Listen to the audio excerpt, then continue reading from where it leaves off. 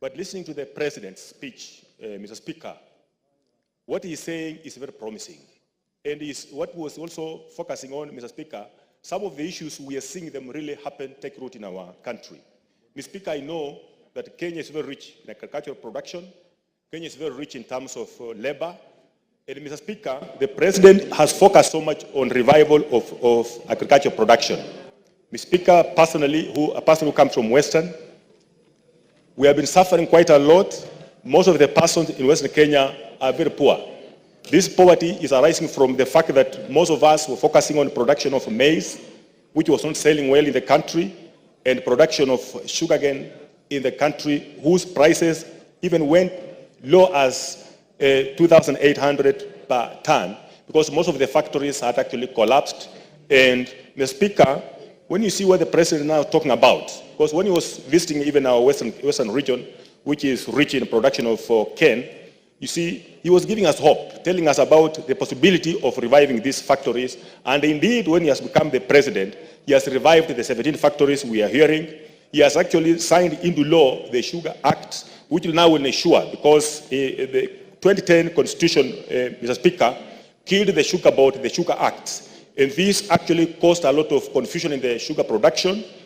Most of the farmers did not have any control. And because of this, most of the factories actually went down. And because of also the collapse of Sugar Act, Mr. Speaker, there was massive import of sugar in the country and causing most of our farmers in Western Kenya particularly suffer. But currently now, I can even assure our people in Western Kenya that the future is very good, because even prices now have risen from 2,800 now per ton to 5,000 shillings per ton, which is promising to us Kenyans.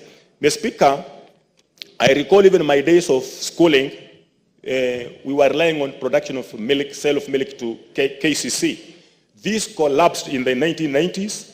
Mr. Speaker, I want to assure even the Kenyans and the people who are producing milk, particularly in Western Kenya, the president, when you listen to his speech, and indeed what he's doing, his focus in the revival of the new KCC is giving us hope.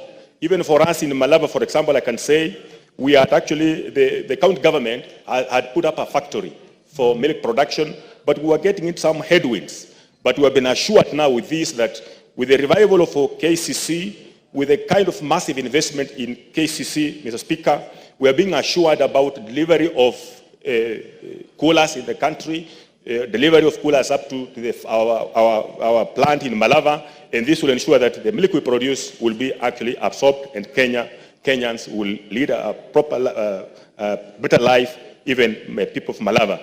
Mr. Speaker, we know some regions in this country have gone rich just because of one commodity called coffee.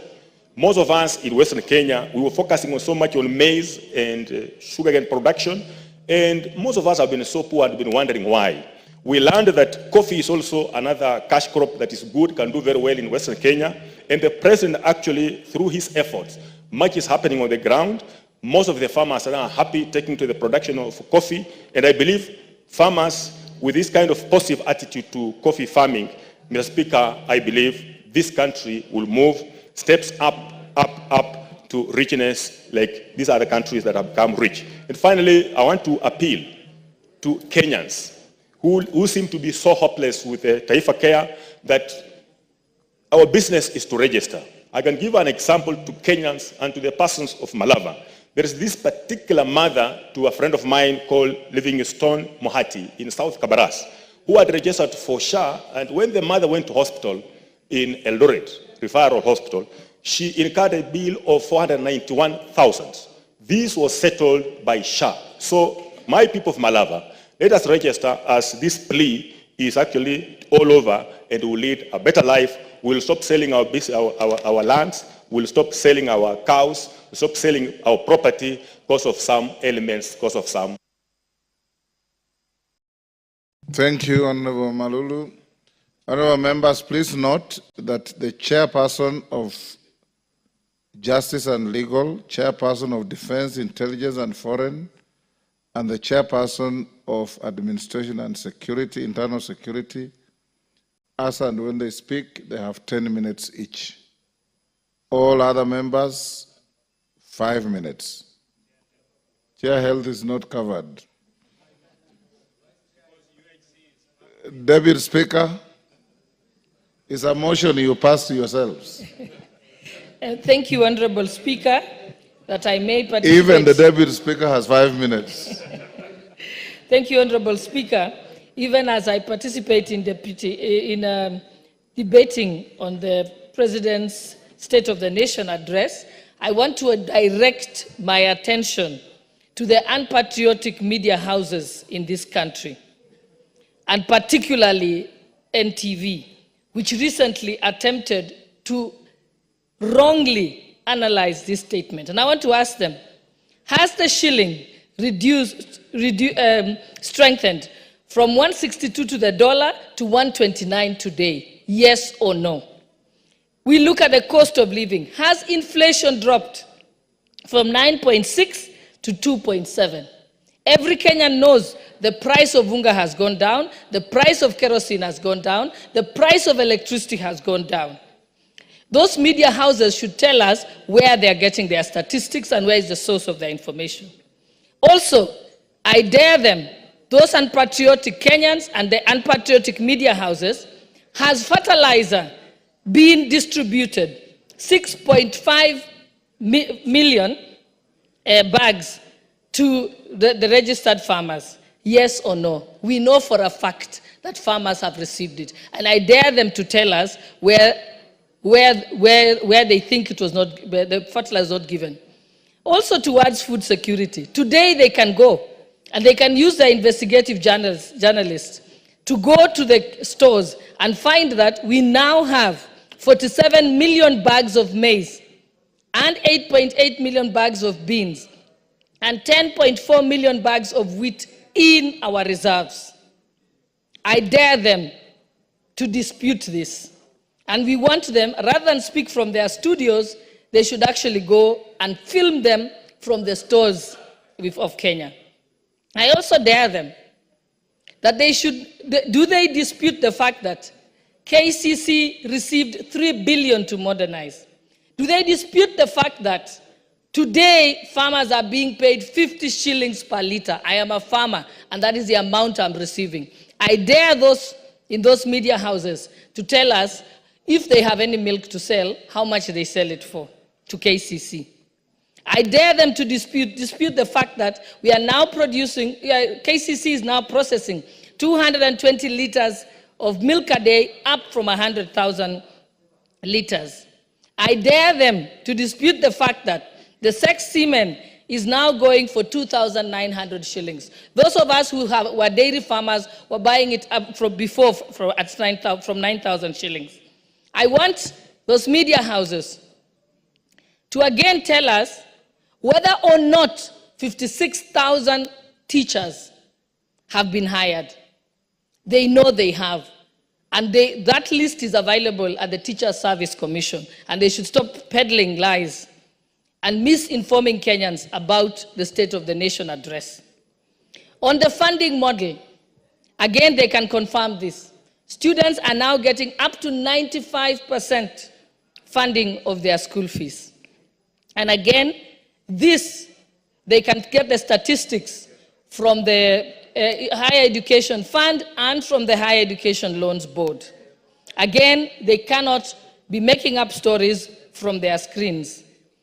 On healthcare, we know that they are telling Kenyans, you're being charged a lot for the social housing insurance fund. What they're not telling Kenyans is Kenyans who are on a higher pay are the ones who are paying, so that although the Kenyans who are vulnerable and needy can be able to access health care unlike before. I also dare those who said that the NHIF debts have not been settled. 3.7 billion was disbursed, and earlier another 5 billion was settled. On the issue of the Hustler Fund, it is, again, this is information that's available, that 60 billion has already benefited over 24 million Kenyans. And therefore, as we look at the President's State of the Nation report, it is important that we call out Those unpatriotic Kenyans, unpatriotic media houses who are selling toxic, negative, Yes, give the deputy. who are selling the negative, toxic narratives and selling a story of doom and hopelessness to Kenyans. Because Kenya is strong, and Kenya, as we saw in the last State of the Nation report, that Kenya is going places and Kenya is destined for greatness. And I know that one day, those peddlers of doom are going to be shamed. And lastly, Honorable Speaker, for the first time in the State of the Nation report, address by a sitting president, the issue of gender-based violence was given prominence. For that, we are very grateful as the women of Kenya to the president, because now it has received the highest attention due. But even as we say this, I appeal to Kenyans that being able to prevent femicide and gender-based violence requires each of us to be vigilant. On femicide, we need to talk to our children, to tell them not to be found, not to put themselves in vulnerable situations. We also must teach our children to respect women, and so that we can be able to be part of prevention rather than going after these people after they've committed the crime. With that, I wish to thank you for the opportunity. Samuel Atandi. Malulu Njendi, disengage from the screen. Thank you, Honorable Speaker. Honorable Speaker, for giving me the opportunity to make my submissions on Log out. You have just spoken and you are still on top of the screen. Is it you to do it or the clerks to do it? Thank you, Honorable Speaker, for giving me the opportunity to make my submissions on the State of the Nation address by the head of state. Honorable Speaker, I agree with the President on some areas and also disagree with him on certain areas. Honorable Speaker, on the performance of the economy, I agree with the President, Honorable Speaker, that indeed we have seen the shilling strengthening against major currencies, and as a consequence, the cost of goods imported into the country has been low, and we now have cheaper petroleum products. We have a stable economy, Honorable Speaker, and I think the President has done well on that account. Honorable Speaker, on the police and disappearance of Kenyans, Honorable Speaker, I think this House needs to really investigate why we do not have an independent police commission. Because the Constitution says that the police service is independent and is not under the direction of anybody, even the President. That, Honorable Speaker, Kenyans have to look up to the President when we have cases of police citizens disappearing. Is something which I think is a failure on our part as members of Parliament and as this House. And I think it is time we understood and told the police that they are independent, and these cases of abduction, they need to investigate them on their own and give us reports so that we can have a stable and a secure country. Honorable Speaker, I disagree with the President on the cancellation of one of the Adani contracts. Honorable Speaker, you were in my constituency over the weekend. And Honorable Speaker, you saw for yourself that in my region we do not have stable electricity. The transmission lines, electricity transmission lines are dead. And Honorable Speaker, now that we had these Adani people coming to fix this problem, Kenyans are raising questions about some of these projects, Honorable Speaker. And therefore, there was no need for the President to cancel, especially this one of electricity transmission. Because the kind of damage that we suffer as people from the lake is enormous. We cannot, our youth cannot, do things like welding because there's no power. So, Honorable Speaker, on that one, I really disagree with the President. I want to tell Kenyans that when President Uhuru Kenyatta was constructing the expressway, he did it single-handedly. He never did any tender anywhere. And some people complained about it. Some people even went to court. But today, Honorable Speaker, Kenyans are happy about the expressway. And everybody is using it. They are not even questioning how it was done. So, Honorable Speaker, some of these projects, we need to do them, Honorable Speaker, because we cannot wait. The amount of losses that we incur as a people from Nyanza region because of weak supply of electricity is something which you cannot tolerate further. So, Honorable Speaker, sometimes, Honorable Speaker, the President needs not to be fearful, especially on this one of Adani power transmission contract. I think I fault the President for cancelling that contract. That contract should have been allowed to go on because we need those services to serve our people. Honorable Speaker, on the question of, I've spoken about the police, the abductions, but I also wanted to speak about the SHA. Honorable Speaker, this thing is working, and I can give my own experience. Just last 2 weeks ago, I enrolled somebody into this SHA, and they were admitted into a private hospital. Honorable Speaker, the bill that I was given was about 300,000 shillings. And I was told that I can pay only half, that SHA was paying the rest. And I was amazed. Within less than a week, I got these services. So I think I want to urge Kenyans, especially my constituents, that the first thing that we need to do is to enroll in this program. Because when we enroll in this program, you become a member, now you can be able to get these services. But most Kenyans are complaining about this SHA, and they are not even registered. So, Honorable Speaker, with those few remarks, thank you for the opportunity.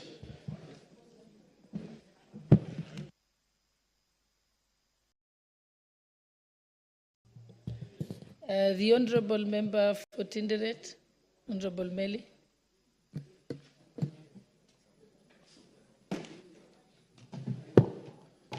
Thank you, Madam Speaker. Madam Speaker, I rise to speak to the address made by His Excellency the President on the state of the nation. Madam Speaker, this is a constitutional requirement that is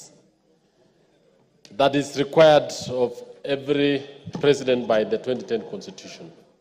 The President, on 21st of this month, came to the House and reported on 3 areas. That one, what is the progress that we have made on realizing our national values? And 2, the principles of governance. And 3, the progress made in fulfilling our international obligations. Madam Speaker, the address by the President really was very timely. And it went on to explain how this country has made a lot of progress, especially in matters of national development. And I want to specifically really talk about what is going on in this republic. Madam Speaker, one of the issues that came out very clearly is the issue that came out was the issue of agriculture and satisfaction in food production. I come from a region where we grow sugar, tea, and coffee. And it is for the first time in this country, Madam Speaker, that this country has had sufficient sugar production. It is this time, Madam Speaker, that the President has, and through his policies, he has been able to address the issues that are facing the sugarcane farmers. More importantly, the issues of production, fertilizer. 2, the sugar mills are now running across the country, especially the public mills. One of the things that we only need to do, Madam Speaker, is to pay the arrears for the workers. I talk especially on behalf of the farmers in Chemelil, Moroni, where there is a lot of farmers' arrears, and even concerning the remaining few farmers where they haven't gotten their farm due, their arrears, especially for cane deliveries. Madam Speaker, the other issue which actually touched us is the issue of health cover, the universal health coverage. The President and ourselves, especially on the issue of SHA and SHIF. Madam Speaker, this is going to revolutionize health care. And it is in health care that when a nation's people are properly treated and the people gotten the medical care, they will actually be able to really do their activities well. Through this new, through this SHA, or the Social Health Insurance Authority, we'll be able to actually pay medical bills for the chronically ill, also those who high medical bills, and it will stop these members of parliament from actually going for fundraising, for even being asked to pay for inpatients, especially even in private facilities. Madam Speaker, I also want to laud the President, especially in cancelling the Adani deal. The Adani deal, Madam Speaker, had a number of issues which had been raised by the public. The deal might have been good, but the way it was procured, the way the public participated in it, and I want to say that the President listened to the public. He went on to explain that as much as there might have been no serious issues on the Adani deal, he listened to the people of Kenya, and the people of Kenya said they did not want that. And actually the President, in his address, showed that he is a listening leader and we emulate him. Madam Speaker, the other issue which I really wanted which the President really talked about was the issue of education. Madam Speaker, for the first time, the education sector in this country got a boost of 56,000 teachers. And you know, Madam Speaker, we have a shortage of 116,000. That this administration has been able to employ 56,000 teachers at a go is a remarkable achievement, and we want to laud the government for that. Apart from that, we have seen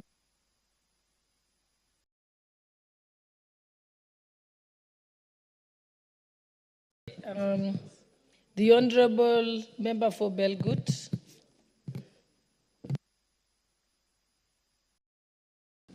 Thank you, Honourable Speaker.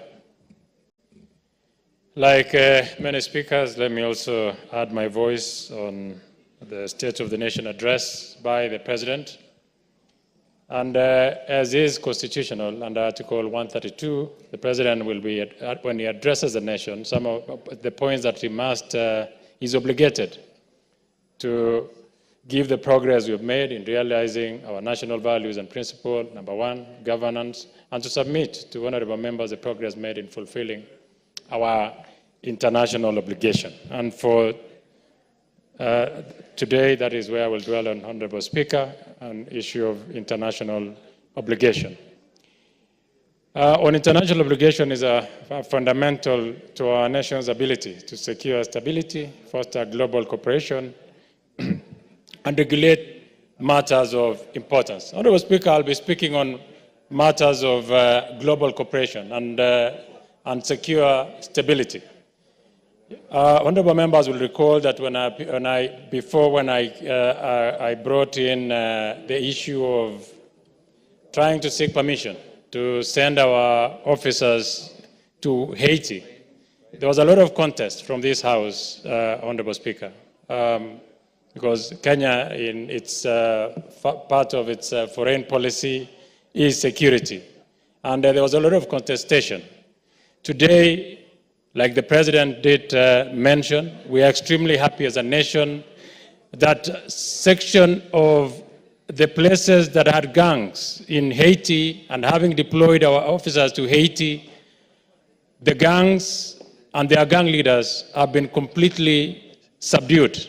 That we can, as a country, report today that there is relative peace in Haiti, particularly in Port Florence, the capital city of Haiti.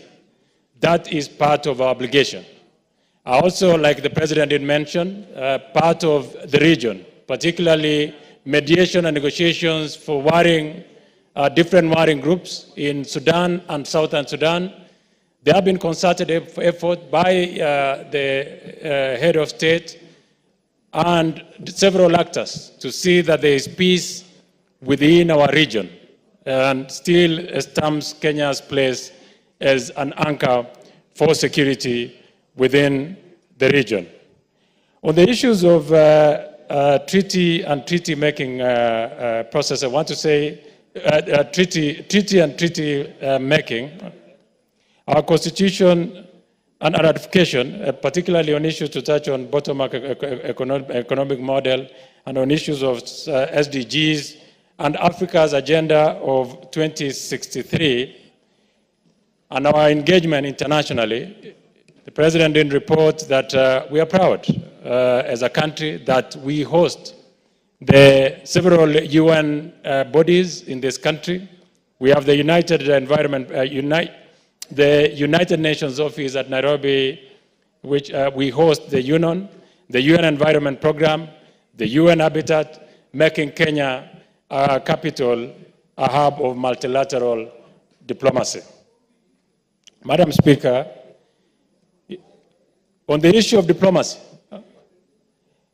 Kenya continues to have its footprints globally. As today, Madam Speaker, Kenya hosts 109 embassies and high commissions in Nairobi, alongside 60 UN agencies and 78 international organizations. This is no mean feat, hosting all this, including the UN. And you remember even the President did mention that outside Washington,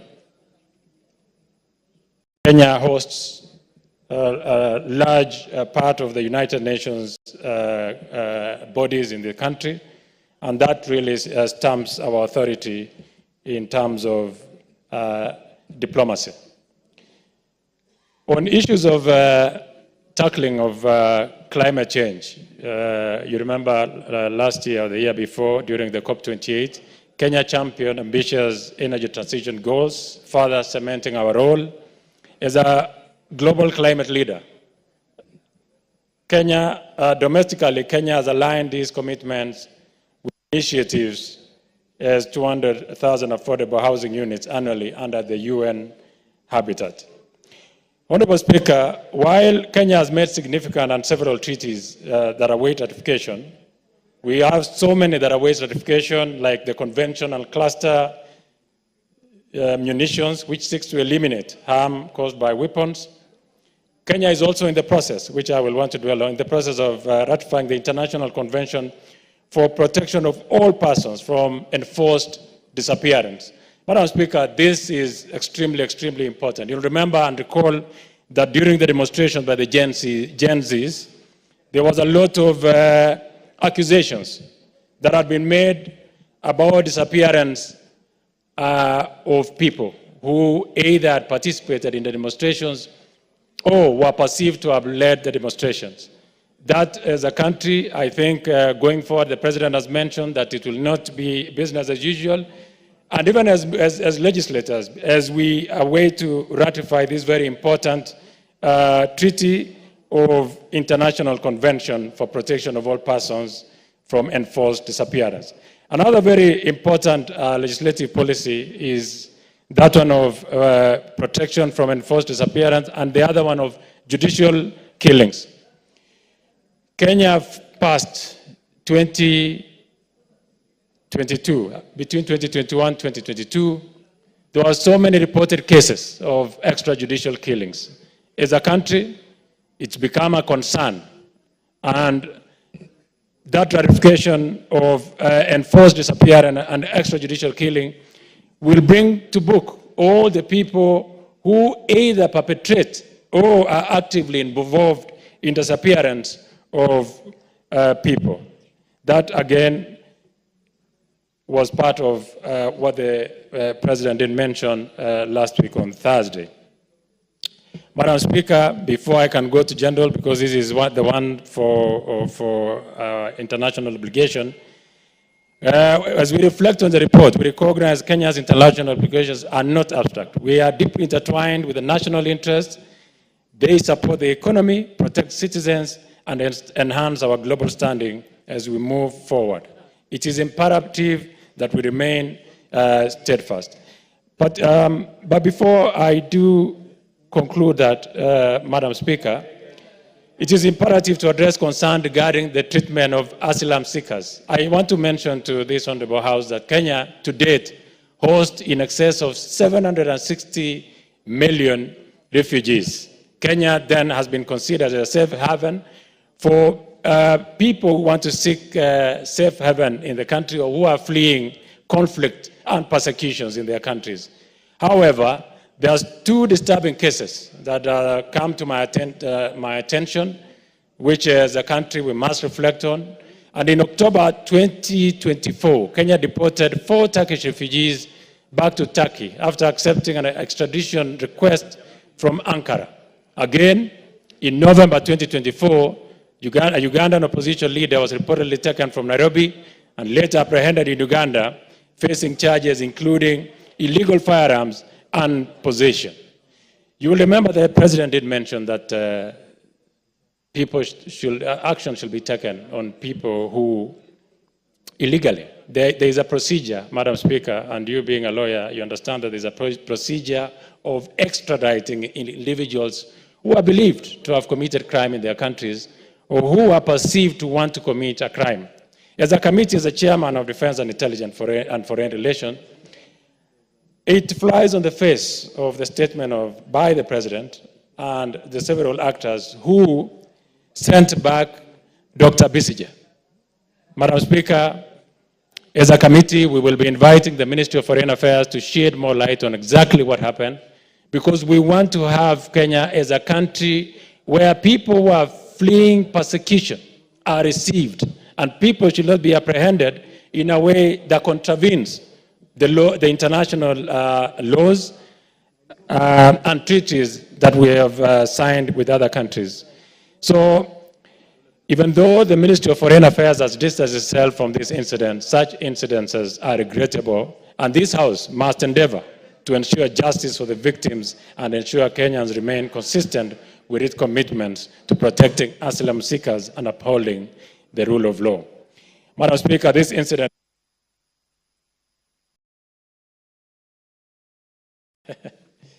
I thought I was... have I utilized my 10 minutes? Oh, that was quick. These incidents remind us of the delicate balance we must maintain between regional diplomacy, security considerations, and our obligation to protect the rights of refugees and asylum seekers as by international law. Kenya must reaffirm its commitment to ensure that such cases are handled with the most respectable legal frameworks and human dignity. Madam Speaker, I thank you. The Honorable Tongoyo.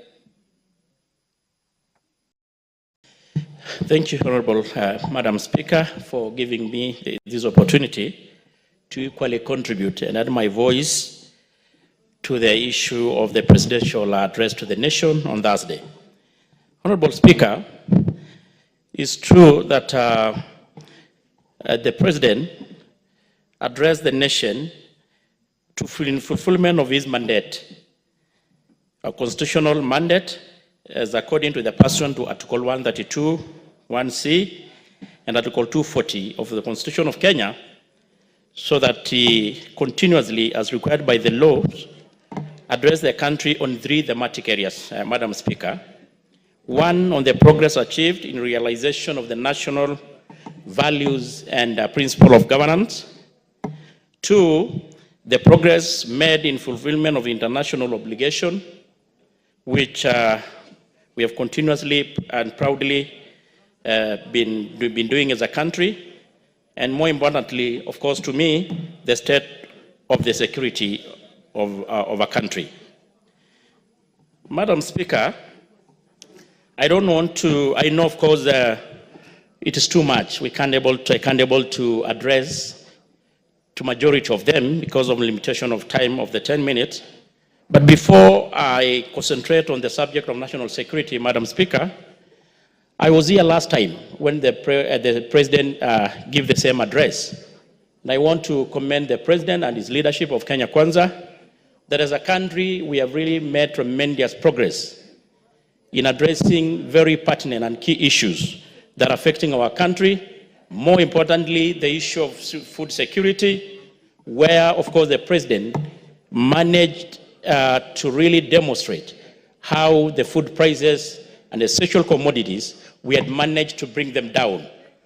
Of course, more importantly, facilitated by the issue of subsidies of fertilizers, which had given us a bumper harvest. The President, of course, also managed to talk very pertinent issue to include the issue of the model, new financing model in our universities, which are student-centered, which enables that even the poorest in our society will be able to access education because, of course, the country has taken a bigger burden of the fees and the tuition fees. Of course, the issue of the Taiva care is a very game changer to ensure that our society, the most vulnerable, can able to access the best of care without constraint of finances, Madam Speaker. But more importantly, Madam Speaker, I want to address the issue of national security. Madam Speaker, the report reflected the multi-dimensional challenges Kenya faces in the realm of security, while also highlighting the achievement and strategies employed by the Kenya KWANZA government under His Excellency the President to safeguard our country and make it a better place, a more peaceful place for all of us to live in. And include several approaches, Madam Speaker, to include the modernization, which we had, for the last 2 years, we had pumped a tune of about 14 billion to continuously equipping our security officers so that they can able to handle with effectiveness the post-challenges of security. That is also, Madam Speaker, include the continuous improvement of our welfare.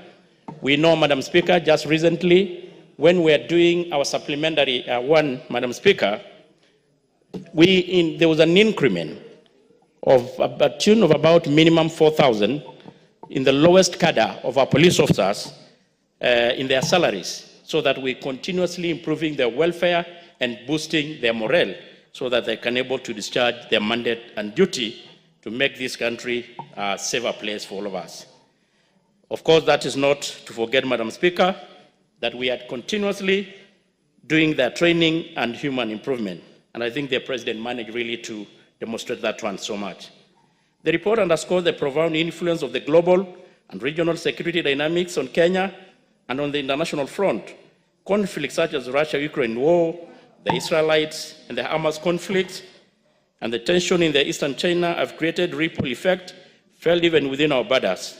The disruption of the global trade, the roots increased energy prices, and the fragmentation of the international relations have introduced new pressures in our economy and security system.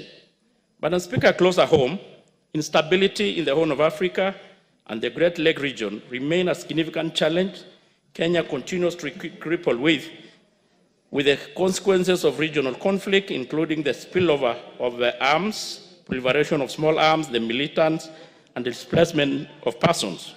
Yet Kenya remains committed to regional peace through active participation in peace support operations such as those in Somalia, DRC, Southern Sudan, and Central Africa Republic. Not to forget, Madam Speaker, our forces in Haiti, that we are continuing to be the biggest players and the advocate of peace, both locally, regionally, and in the national stage.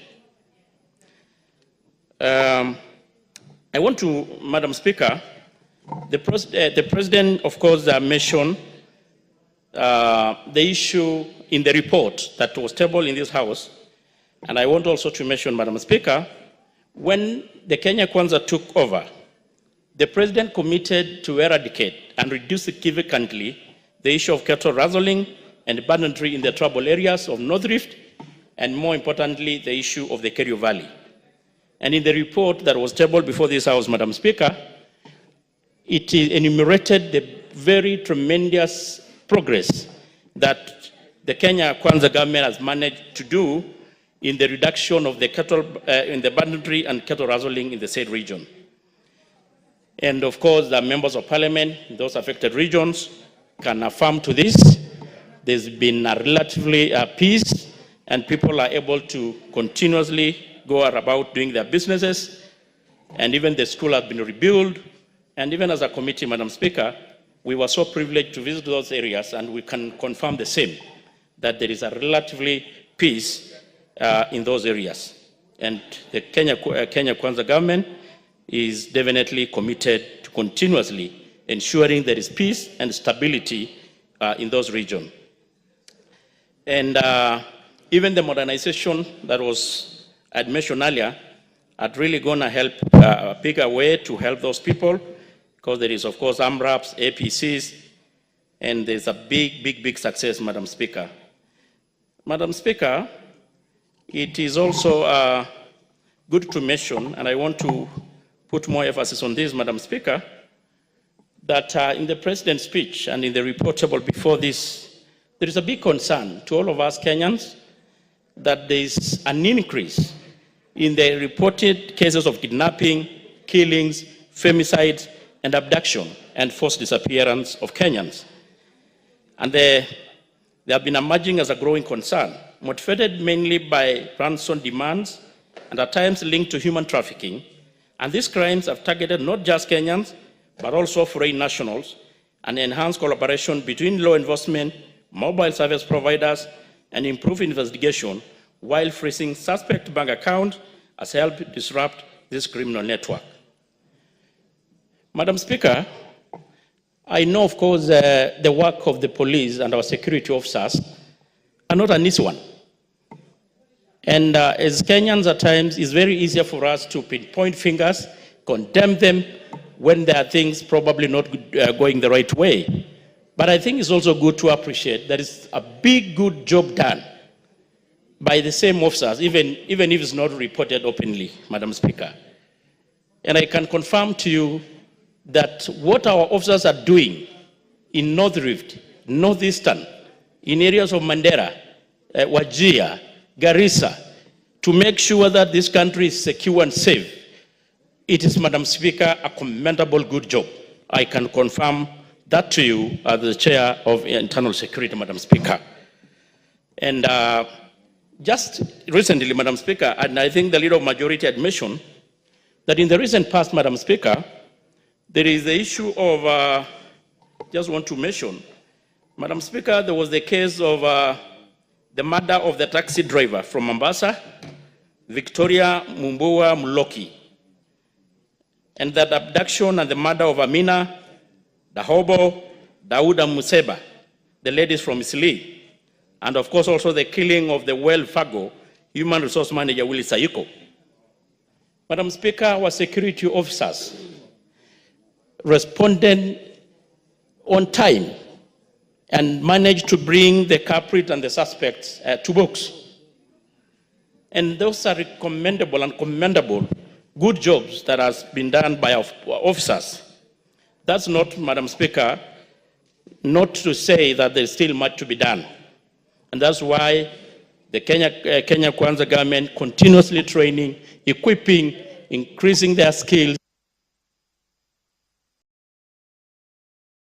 I'll just give you a minute. It's true. You know, this topic is much, Madam Speaker. I can't, of course, say it all. But I want to say this, Madam Speaker.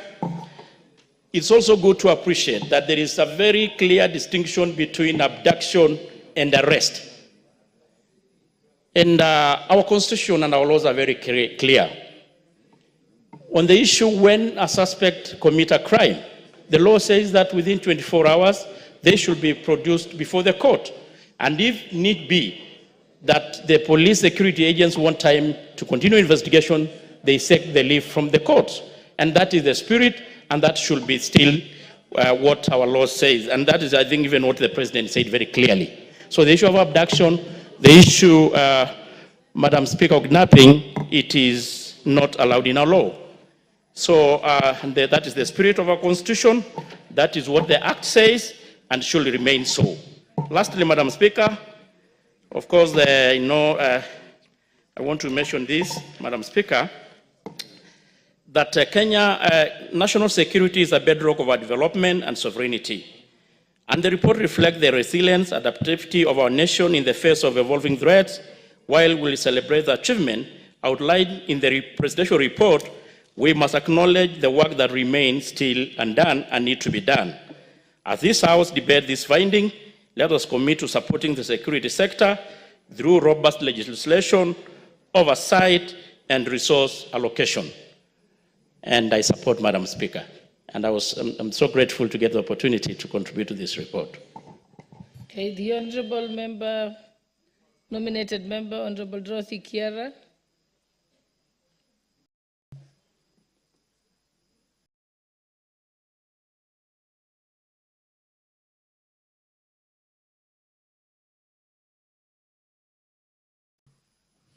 Honorable Bui, you'll get an opportunity. You just weren't here when the leadership was starting.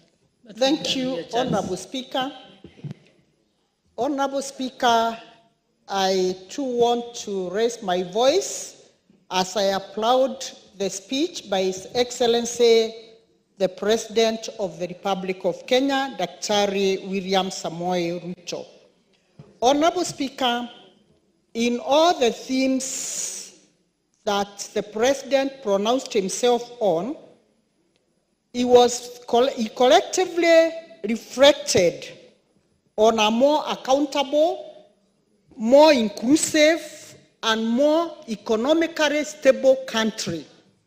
Honorable Speaker, this country has had people who have had their own reservations and doubts on what is going on in our country. But Honorable Speaker, it was very, very clear from His Excellency that a number of things and almost very many issues that he has touched on are moving on very smoothly. Honorable Speaker, if I may say, the economic stability of this country, His Excellency highlighted that inflation has dropped from 9.6% to 2%.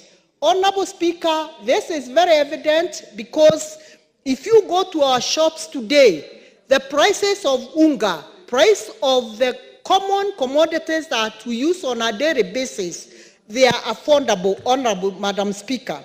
Therefore, this is a clear reflection that inflation in this country has stabilized. Honorable Speaker, when we talk about the Adani deal, this is something that was being canvassed by almost everyone, Honorable Madam Speaker. But the Adani deal was a deal maybe that never worked very well as at the anticipation of what we needed to do as a country. There is no way, Honorable Speaker, that we stop supporting projects that are interim with our development. Honorable Speaker, the facelift of our airports is long overdue. If you go to other countries like Singapore, that we normally say we were at par during independence, and now they are very far away from us, you realize that when you arrive at the airport, everything lands seamlessly, Honorable Madam Speaker. And therefore, we want to encourage the existing facilities to be improved, and we want to urge the President advisors to do due diligence before coming up with the next investor who will be able to take care of our airport. We want our airport to be an hub center which will serve East Africa and the entire Africa the way we get proper services from other countries. Honorable Speaker, I want to go straight to education. Honorable Speaker, on the CBC, the President pronounced himself on this particular program, the competence-based curriculum that was initiated way back in 2017. Honorable Speaker, the improvement therein, which has enabled us to be where we are today, with the improvement of our structures, enrollment of more students in our schools, employment of teachers. To date, we are talking of the 56,000 teachers who are employed, 46,000 who are permanent and pensionable, who have been turned to permanent and pensionable. Honorable Speaker, in the interest of time, let me run to femicide, and I want, Honorable Speaker, as I conclude, to say the killing of our women and girls should come to a stop, and I want, Honorable Speaker, the death penalty needs to be actioned. Honorable Speaker, if you take a life, you lose a life. Honorable Speaker, this is the only equalizer that will make people know life is precious. Thank you, Honorable Speaker. I support the President's speech. Thank you. Honorable Member for Thika Town, Honorable Alice Nganga.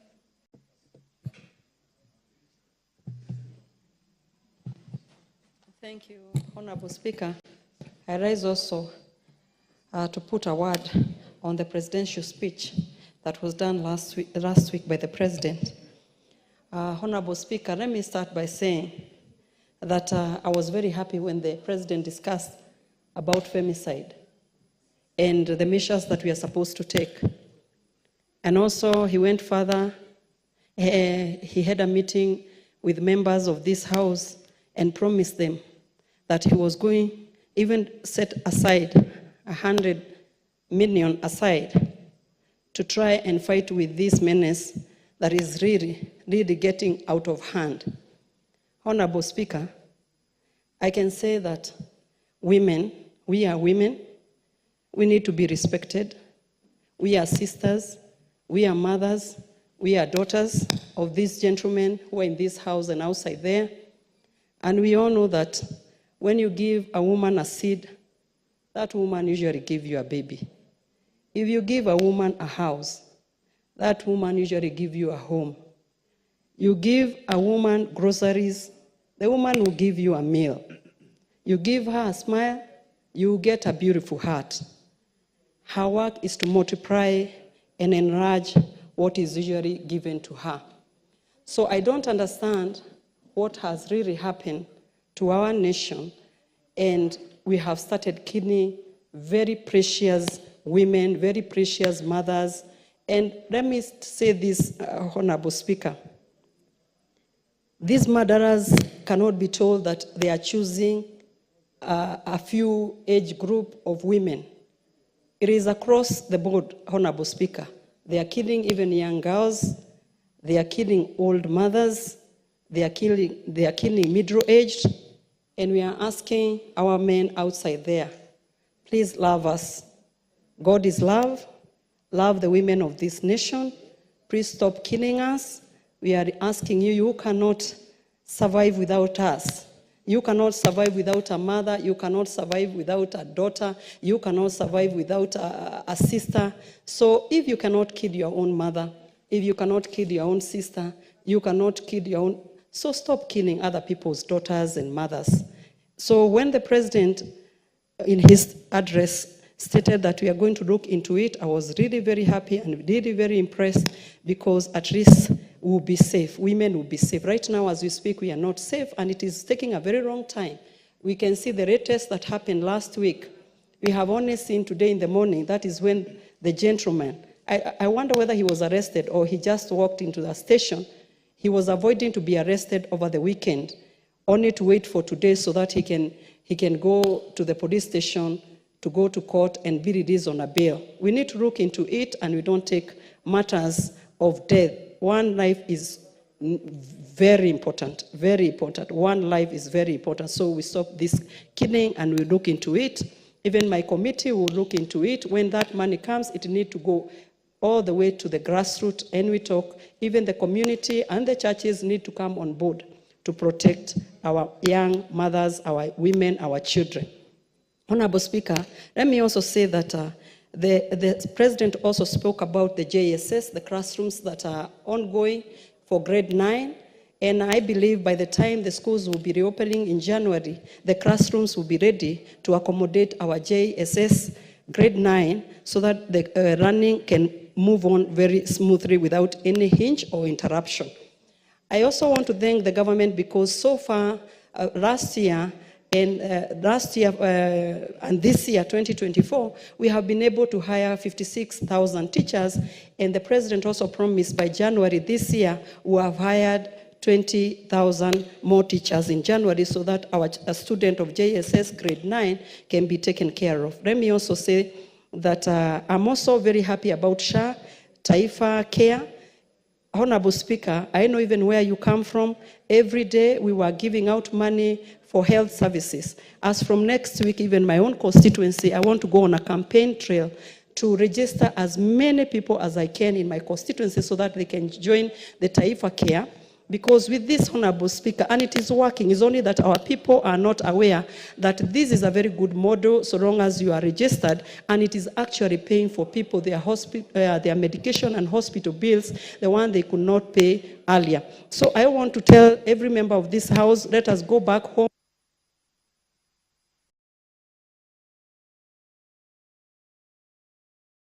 You can have a minute to finish. Okay.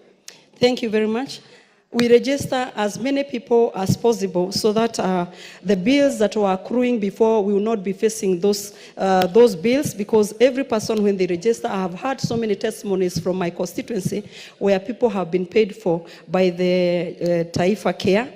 So I'm asking the members of this House, let us go back home, let us register our people so that they can stop suffering. And also, I will not also forget, because I have 1 more minute, that our farmers are happy with the cherry fund. 1.5 billion Kenya shillings for coffee was released to our farmers, and that's why we have seen also in the sugar sector that we are not importing more sugar.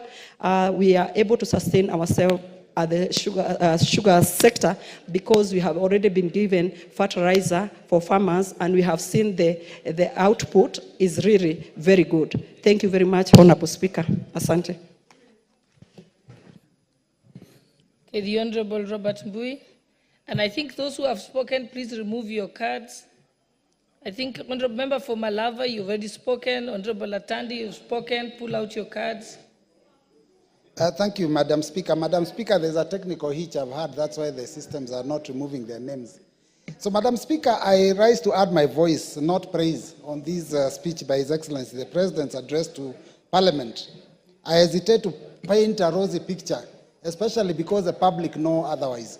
Madam Speaker, you know, numbers don't lie. When we talk about issues to do with the economy, we cannot be telling the public that we are doing so well when people cannot even meet their basic needs.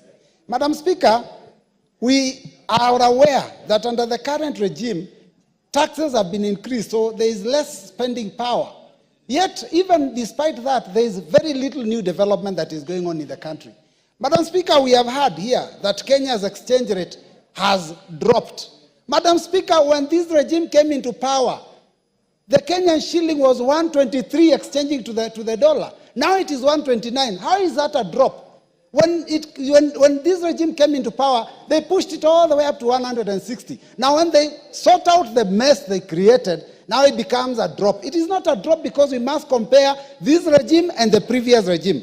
Madam Speaker, we are being told that inflation is at a low of 2.7%. It is a simple calculation that you need to understand. Inflation is a price of goods and services. When people have no money to spend, then you cannot raise the prices, because the prices are set by the laws of demand and supply. So if there's no money to spend, there's no demand. Therefore, prices cannot go up. So inflation obviously has to improve. So, Madam Speaker, on the issue of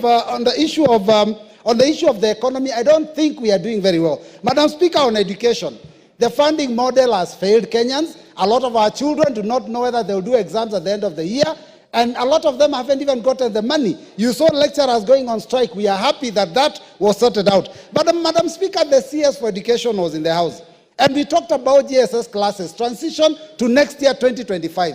Madam Speaker, the CS told us here that they are putting up 16,000 classes. The next day, I think on Saturday, he was talking about 18,000 classes. I'm beginning to ask myself, who do I believe? The CS that was in the House on Wednesday, or the CS that was speaking in a public baraza on Saturday? Because those are two totally different figures. But, Madam Speaker, the reality is this, that the number of schools is much, much more than the number of classes that are being put up. And of course, they are not even talking about the issue of the laboratories, because junior secondary is a secondary school that requires laboratories and workshops for those science and technical subjects. Madam Speaker, on the issue of housing, His Excellency the President told us there are very many houses that are now ready for Kenyans to purchase. And I ask myself, Madam Speaker, these houses are built on public land. These houses are built using our taxpayers' money. Why is the government selling these houses? Why can't you ballot and give those people that are lucky to get these houses? Because we have already, it's like you have built a road on taxpayers' money. You cannot pull a toll and start charging us.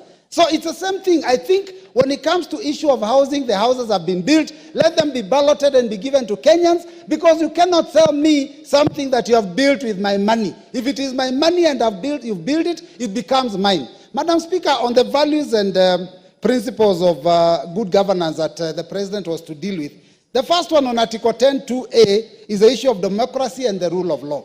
Madam Speaker, the agencies of government have been weaponized, always against the Kenyans. Madam Speaker, I want to give an example of the former President, Uhuru Kenyatta. His own son was being harassed that he's in possession of firearms that are not supposed to be in his arms. Yet he had been given these firearms in a legal manner. We have weaponized the security systems. The youth came to attempt to give their opinion to the National Assembly under Article 37, which is our constitutional mandate.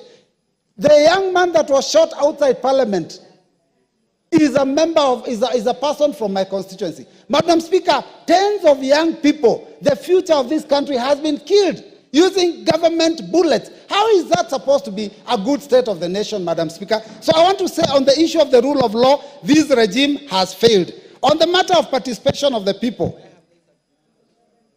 you know, we ignored the voices of the people in 2023 finance bill. We ignored the voices of the people in the 2024 finance bill. Now we're ignoring the voice of the church. And Madam Speaker, as a result of that, there's always going to be consequences. Madam Speaker, it's important to note that also Article 10(2)(b) of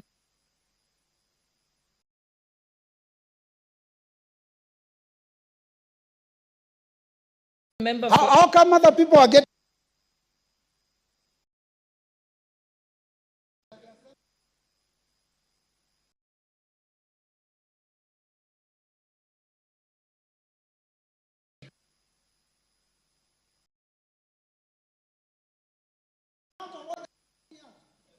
I'm not begging. Other people are being given, every single speaker before me was given an opportunity to finish their sentence, except me. If you don't want me in the house, tell me. I have other things I can do. You see, what you should have done, Honorable Mbui, is, may I get a minute? You make a request, you don't shout. Honorable Mbui, the proper way, every member has been saying, may I have an extra minute to finish my sentence? Because you didn't ask for time, you just... the Honorable Pukose.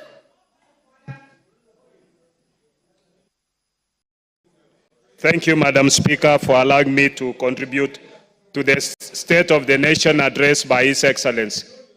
Honorable Speaker, just to respond to some of the allegations made by my colleague, Honorable Mbui, you remember that Honorable Mbui was part of the team that was demonstrating with sufurias on the head, claiming that the price for unga was very high.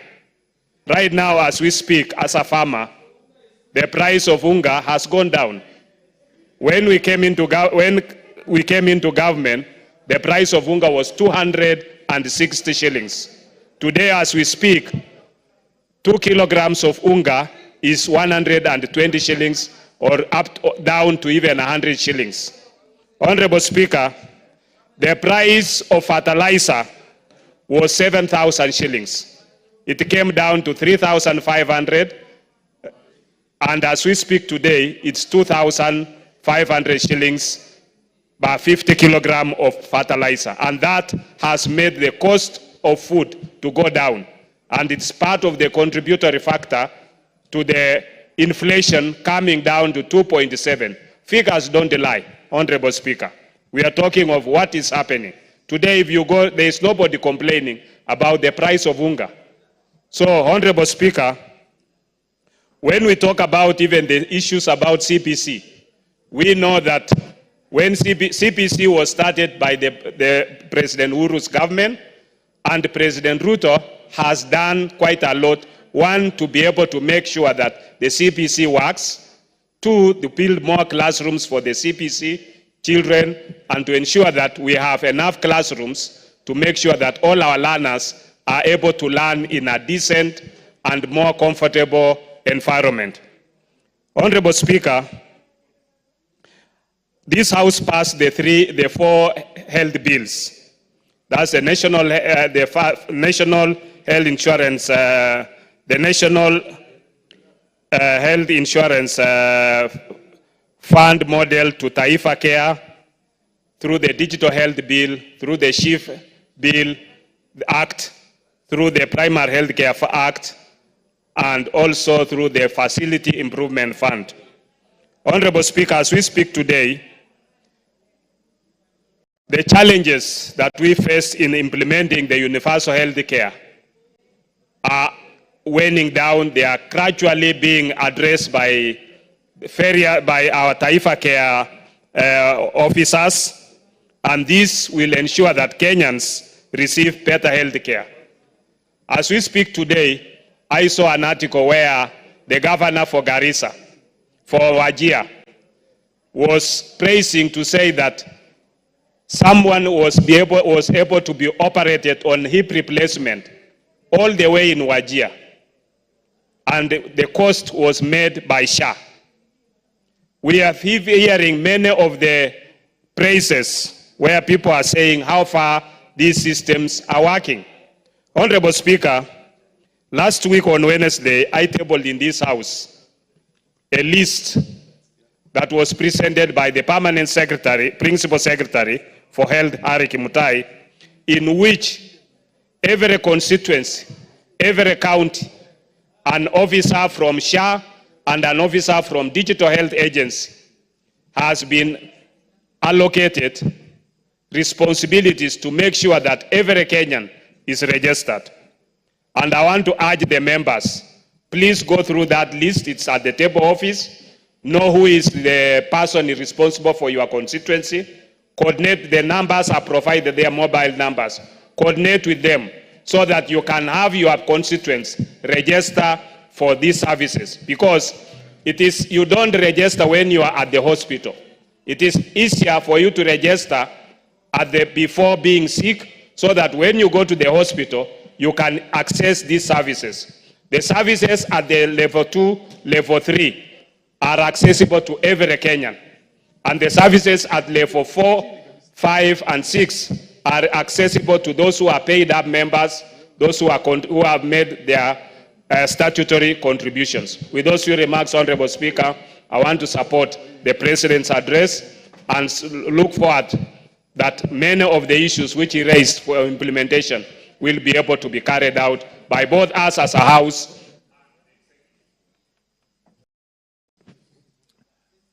The MP for Jomvu, Badi.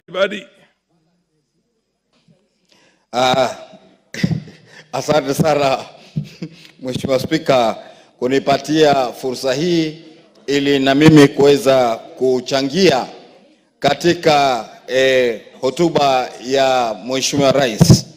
Mheshimiwa Spika, nataka kwanza kuunga mkono hotuba hii ya Mheshimiwa Rais. Alafu vile vile Mheshimiwa Spika, nataka kumpongeza Mheshimiwa Rais, Mheshimiwa William Samoei Ruto, kwa ile hotuba ambayo alikuja weza kukitoa hapa katika bunge hili. Na kule kwetu Mombasa tunasema hotuba ile aliitoa kichwa kikavu bila kusoma mahali. Kwa hivyo alisoma hotuba ile akijua anasema nini. Kichwa kikavu bila kusoma mahali. Kwa hivyo Mheshimiwa Spika, tumemwona Mheshimiwa Rais akiwa ameweza kugusia mambo kadha wa kadha. Mambo ya usalama. Mheshimiwa Rais, kusema ule ukweli, jambo la usalama ni jambo la maana sana. Kwa ajili hatuwezi kufanya maendeleo bila maneno ya usalama. Alafu vile vile Mheshimiwa Rais kumuunga mkono Mheshimiwa William Samoei Ruto katika hotuba yake ni kusema kuwa katika jambo la usalama, pale kwangu mimi Jomvu niliweza kuchukua hatamu ya uongozi tukiwa tunaweza kuhudumikiwa na police station ama kituo cha polisi kutoka Changamwe kikifanya kazi Jomvu na Changamwe. Lakini Mheshimiwa Rais, Speaker, jambo kama hili lina muhimu sana, jambo la usalama. Leo tukiangalia tumetia maanani katika wodi zangu zote 3, kila wodi ina kituo cha polisi ambayo watu wanaweza kusaidika kwa mambo ya hapa. Mheshimiwa Spika, nataka kusema kuwa Mheshimiwa Rais alizungumzia mambo ya huduma ya matibabu. Mimi nawasihi watu kuona kuwa watu katika maeneo zetu na haswa Jomvu, mimi nataka kusema hivi sasa tunaendelea na usajili wa mambo ya huduma ya matibabu, kwa sababu tunataka watu wetu wawe watapata huduma ya matibabu kama alivyosema Mheshimiwa Rais. Leo tumeona kuhusiana na mambo ya mfumo wa elimu, alizungumza mambo haya na tunaona mambo kama haya yanaendelea kuwa vizuri. Hata leo Mheshimiwa Rais, sisi kama viongozi wa Pwani tumekuwa na mkutano naye pale Ikulu ya Nairobi, na ametuzungumzia juu ya mambo ya elimu, ambapo kuna umuhimu wa kuongeza walimu zaidi kama alivyosema, ili kuona kuwa tunaweza kuwasaidia watu wetu wawe wataweza kupata maneno ya elimu.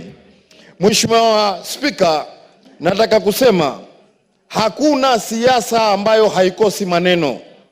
Watu wapiga maneno sana. Mheshimiwa Spika, leo tunaona nyumba zimetengezwa kule Pakistan, tumeona nyumba katika sehemu nyingi sana zimeweza kutengenezwa, maneno ambayo kwa lugha ya Kizungu tunasema affordable housing. Watu wameanza kufaidika, na yule ambaye hataki kufaidika akae kando, aache wale ambao watakufaidika. Lakini jambo la makao ni jambo muhimu katika maisha ya binadamu. Hata mimi Mheshimiwa Spika, wakati fulani nilipokwenda Homa Bay, nilisimama na mheshimiwa akikariri sana juu ya kuangalia watu wake wanaweza kuishi vipi vizuri kule Homa Bay, ambaye ni Mheshimiwa Bensouda. Alitaka watu wake wataweza kuishi vizuri kabisa, na jambo kama hili twaona laoana na mawazo ya Mheshimiwa Bensouda na yale ambayo Mheshimiwa Rais William Samoei Ruto ameweza kuyasema. Kwa hivyo Mheshimiwa Spika, nakushukuru kwa kunipa fursa hii, kwa kuweza mimi pia kuchangia katika hotuba hii ya rais. Lakini la zaidi, rais alinifurahisha alipoweza kuitupilia mbali ile kandarasi ya huyu Adani, kandarasi yake ya kule katika viwanja vya ndege na pia vile vile Ketrako.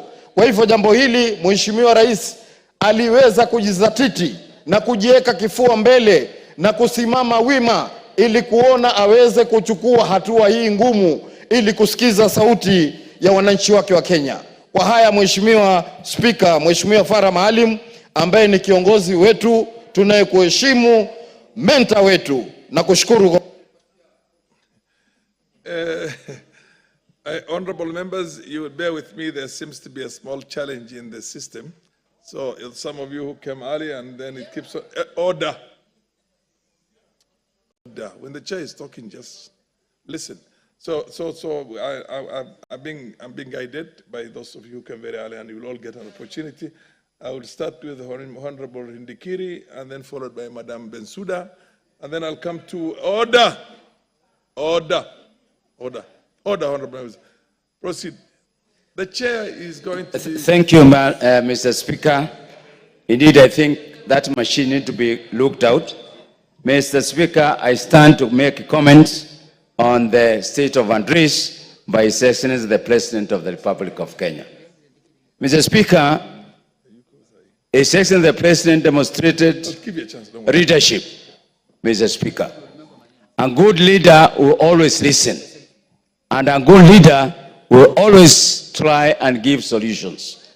I want to thank His Excellency the President for accepting there are issues affecting the Kenyan citizen. A good leader will not wash away these issues. He will listen and try to give solutions. Mr. Speaker, His Excellency the President understands that he campaigned on the platform of bottom-up economic transformation agenda. And I want to thank him because he has lived to that promise. Mr. Speaker, there have been a lot of disruptions in the country for the last 2 years. But despite those challenges, His Excellency the President understands the issues that affect the Kenyan public. Mr. Speaker, the President has shown commitment of offering solutions in various sectors of this economy. Mr. Speaker, the President understands there are issues affecting the education funding problem. Mr. Speaker, the President understands the education sector requires adequate infrastructure. Mr. Speaker, the President understands that the JSS requires teachers. Mr. Speaker, the President understands there is transition from the old system to the new system. Mr. Speaker, the President has never shied to show his commitment to what is happening in the education sector. And Mr. Speaker, the President has directed that all of us, including the executive and those in the administration, that we need to all of us speak and tell Kenyans what the President is talking about. Mr. Speaker, the President made promises on better health in this country. Mr. Speaker, we are all part and parcel of Cha and Chief. And Mr. Speaker, what has happened is not the President's fault. It is implementation fault. And that cannot be construed to mean that the system in the health sector is failing, Mr. Speaker. Mr. Speaker, one constituency that needs to speak about the success of this government is the county government, Mr. Speaker. It is like the county government have run away from making comment and appreciating what the national government is doing. Mr. Speaker, I challenge the county government to pick from where the President has left and start telling Kenyans what the national government is doing in support of the government. Mr. Speaker, the President has spoken about the food security. We want to thank the Almighty God because, Mr. Speaker, we have had adequate rainfall throughout the last 2 years, Mr. Speaker. Let's not forget, Mr. Speaker, the President looked and addressed the issues affecting our youth. ICT hubs, the Mr. President has been trying to do. Let's understand the foreign job opportunities that the President has been trying to address. Let's not forget the law the President is playing in terms of boosting the local manufacturing. All of these are geared towards creating of employment for our youth. Mr. Speaker, the President understands that this economy was near collapse. He has not refused. He has accepted. And what Mr. President has been trying to do is to create solution to the financial management of this country. Mr. Speaker, I would say His Excellency has addressed fully the effect and the consequences solely, and how to clear the foreign debt. Mr. Speaker, the President understands that there are pending bills. Mr. Speaker, the President understands there is corruption. Mr. Speaker, and the President understands that we need to boost revenue collection. All these were contained in his speech. Mr. Speaker, what a leader does is to give hope. And I want to thank Mr. President because he gave Kenyan hope. Other people in the times of crisis, they ran away. I thank Mr. President because he always gives the hope to our people. And when he says we shall do, that does not mean that he has broken the promise. He is giving Kenyan hope, and that's a responsibility of any leader. I want to thank you because Mr. President is taking this country. Honorable Bensouda, and then followed by Honorable Makari Mulu, and order, honorable members. Order. You're all equally very important. Nobody's more important than the other. And I'm looking at all these things. I know the system is a problem, but I make sure that I'll accommodate you all. Proceed, Bensouda. Thank you so much, Mr. Speaker, for giving me this opportunity. First and foremost, I rise to make my contribution in the presidential address on the state of the nation. I analyzed the presentation, and I want to say and register that it was precise for the first time, with a clear introduction, the body and conclusion, and submission was done before this House. That I accept. I want to register in this House, Mr. Speaker, saying planning and implementation are different things. I want to acknowledge that the President is on the path of listening, which is critical of a leader. I'm contributing or making my contribution and acknowledgement that he recognized and said that he'll work with speed to ensure that during his tenure, 2/3 gender rule is implemented. I want to rise categorically and say that number one, the 2/3 gender rule as women reps, this point I'm contributing on behalf of the 47 women representatives of this nation. We have a hard-working PS, and we acknowledge the work that she's doing. In the event of reshuffling, because the president has chosen the path of listening, let Madam PS Ann remain there. But I'm disappointed that it is the only ministry without the CS. I know the president is listening, and soon a woman CS nominee. That is the only ministry being run by a PS and a CS. We need action on that. Still on 2/3 gender rule, taking care of the interests of the women. In the financial cycle, Mr. President has chosen the path of listening. He promised the 47 women reps an additional of 1 billion. 1 billion had been given, and he promised the sanitary towels, which we received 940 in last financial year. This year, Mr. President, listen to the women representatives. We are told they are pending bills, and the sanitary parts have not been given a clear framework. We know and we appreciate Mr. President listened and removed the sanitary towels from the Ministry of Education to Ministry of Gender. The students will be soon opening schools. We want to receive our sanitary towels. So I know on 2/3 gender rule, taking care of the women interest, Mr. President has listened to me.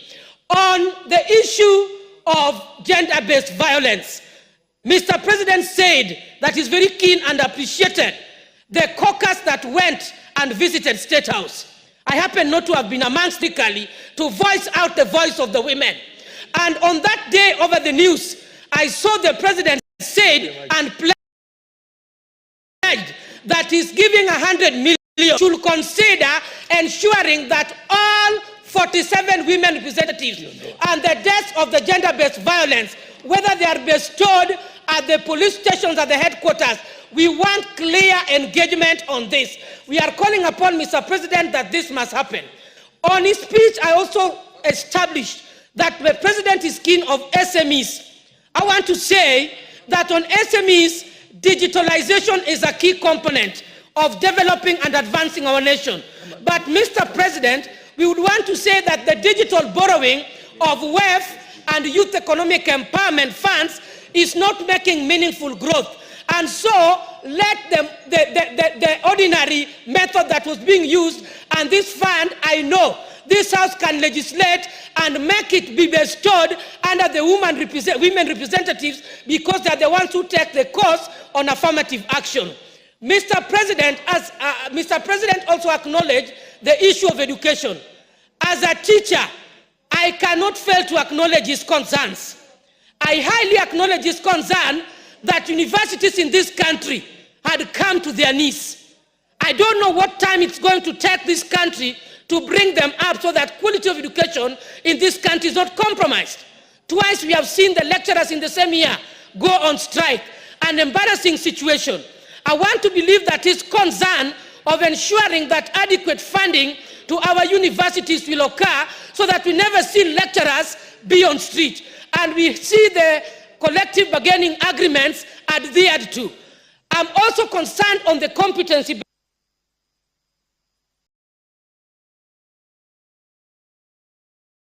You have half a minute. Half a minute. Proceed. I'm concerned that grade 9, 8, and 7 are bestowed at the primary level. But you find that the Form 1 classrooms are going to be into waste. A concern that the Ministry of Education should check into, since policy agreements are there, which is stated. Categorically meaningful engagement. There is a monster at the Teacher Service Commission. The CEO at the Teachers Suffering Center, if I may call it. Never in the office, never listen to people. So I wonder when she's going to have meaningful engagement. And the teachers are suffering. Lack of proportion. We want Nancy Macharia categorically to stop leaving the PA to handle people when we go there. We want meaningful engagement in all sectors. There are some officers who engage meaningfully with the legislatures. This is for purposes of service delivery. There are some officers we have realized the Askari manages you not to access those officers. The president said meaningful engagement. Meaningful engagement with the county government.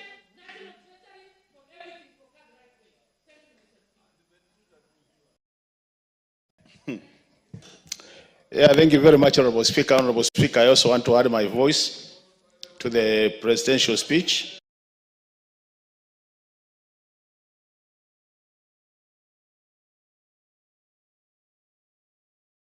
And admitted that the country is not where he promised Kenyans it will be, but is also not where we started, which means he has realized some achievements.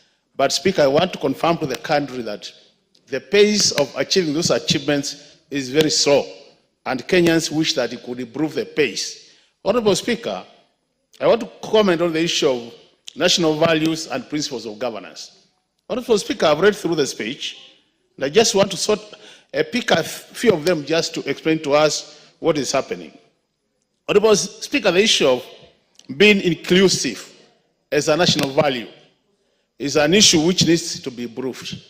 Honorable Speaker, we can never have a country where, in terms of public appointments, we see skewness towards some regions. That cannot be fair for the country. The second item, Honorable Speaker, is the issue of equity. Honorable Speaker, we will continue saying it. The issue of equity in this country is an issue which is wanting, Honorable Speaker. This morning, Honorable Speaker, I was looking at the Kenya Gazette on the issues of administrative units which have been approved by the Ministry of Interior.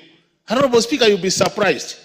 Some areas which really demand and require these additional units are not getting, and those ones which hardly require them are getting. Honorable Speaker, I do not have a country where some areas are getting favors and others are being left behind. So the issue of equity, Honorable Speaker, automatically requires some improvement. The issue of human rights, Speaker, as a governance issue, is also an issue which the country is not achieving the expected standards. Honorable Speaker, we have seen human rights of Kenyans being abused. And I think it's time, Honorable Speaker, when we talk about abductions, when we talk about people being shot, these are the issues which this country needs to improve. And we are saying the president is trying, as he did say in his statement, but I think there is room for improvement. And as Kenyans would want to see these areas being improved, Honorable Speaker.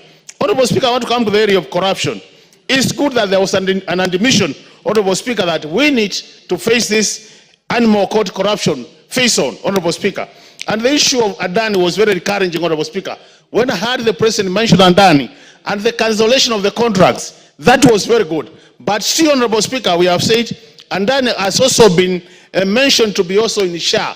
How I wish that the element in SHA could also be discontinued, Honorable Speaker. Let me comment briefly about the economy, Honorable Speaker. Honorable Speaker, you know economic issues are not simple. And there are basic principles of economics, Honorable Speaker, that when things happen, we expect other things to happen. Honorable Speaker, I want to give you an example. It was reported that interest rates are going down. Under normal circumstances, Honorable Speaker, when interest rates are going down, we expect credit to private sector to increase. Honorable Speaker, you'll be surprised if you look at the figures which have been recorded.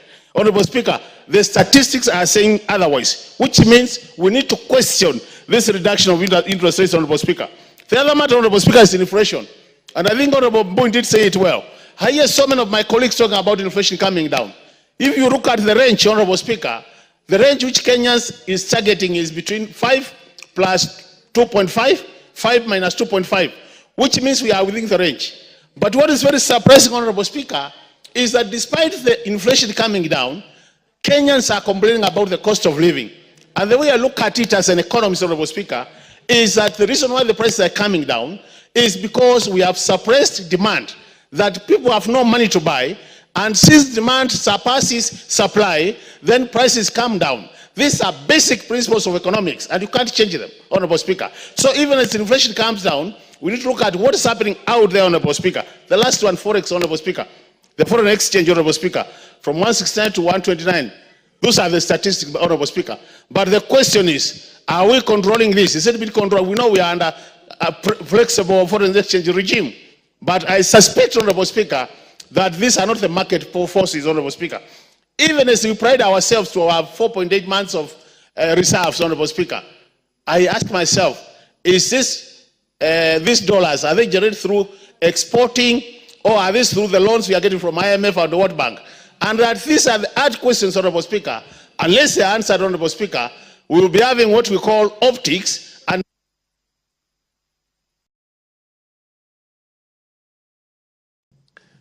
The Honorable Wangwe, proceed. Thank you, Honorable Speaker. Honorable Speaker, allow me also to join my colleagues in noting the speech of His Excellency the President. And first and foremost, I want to thank Kenyans, Honorable Speaker, for having passed the 2010 Constitution and given us Article 132(1)(c), particularly empowering members of Parliament to witness and also comment on the President's speech. All around, Honorable Speaker, it would have been very difficult for any Kenyan to talk about the President's speech.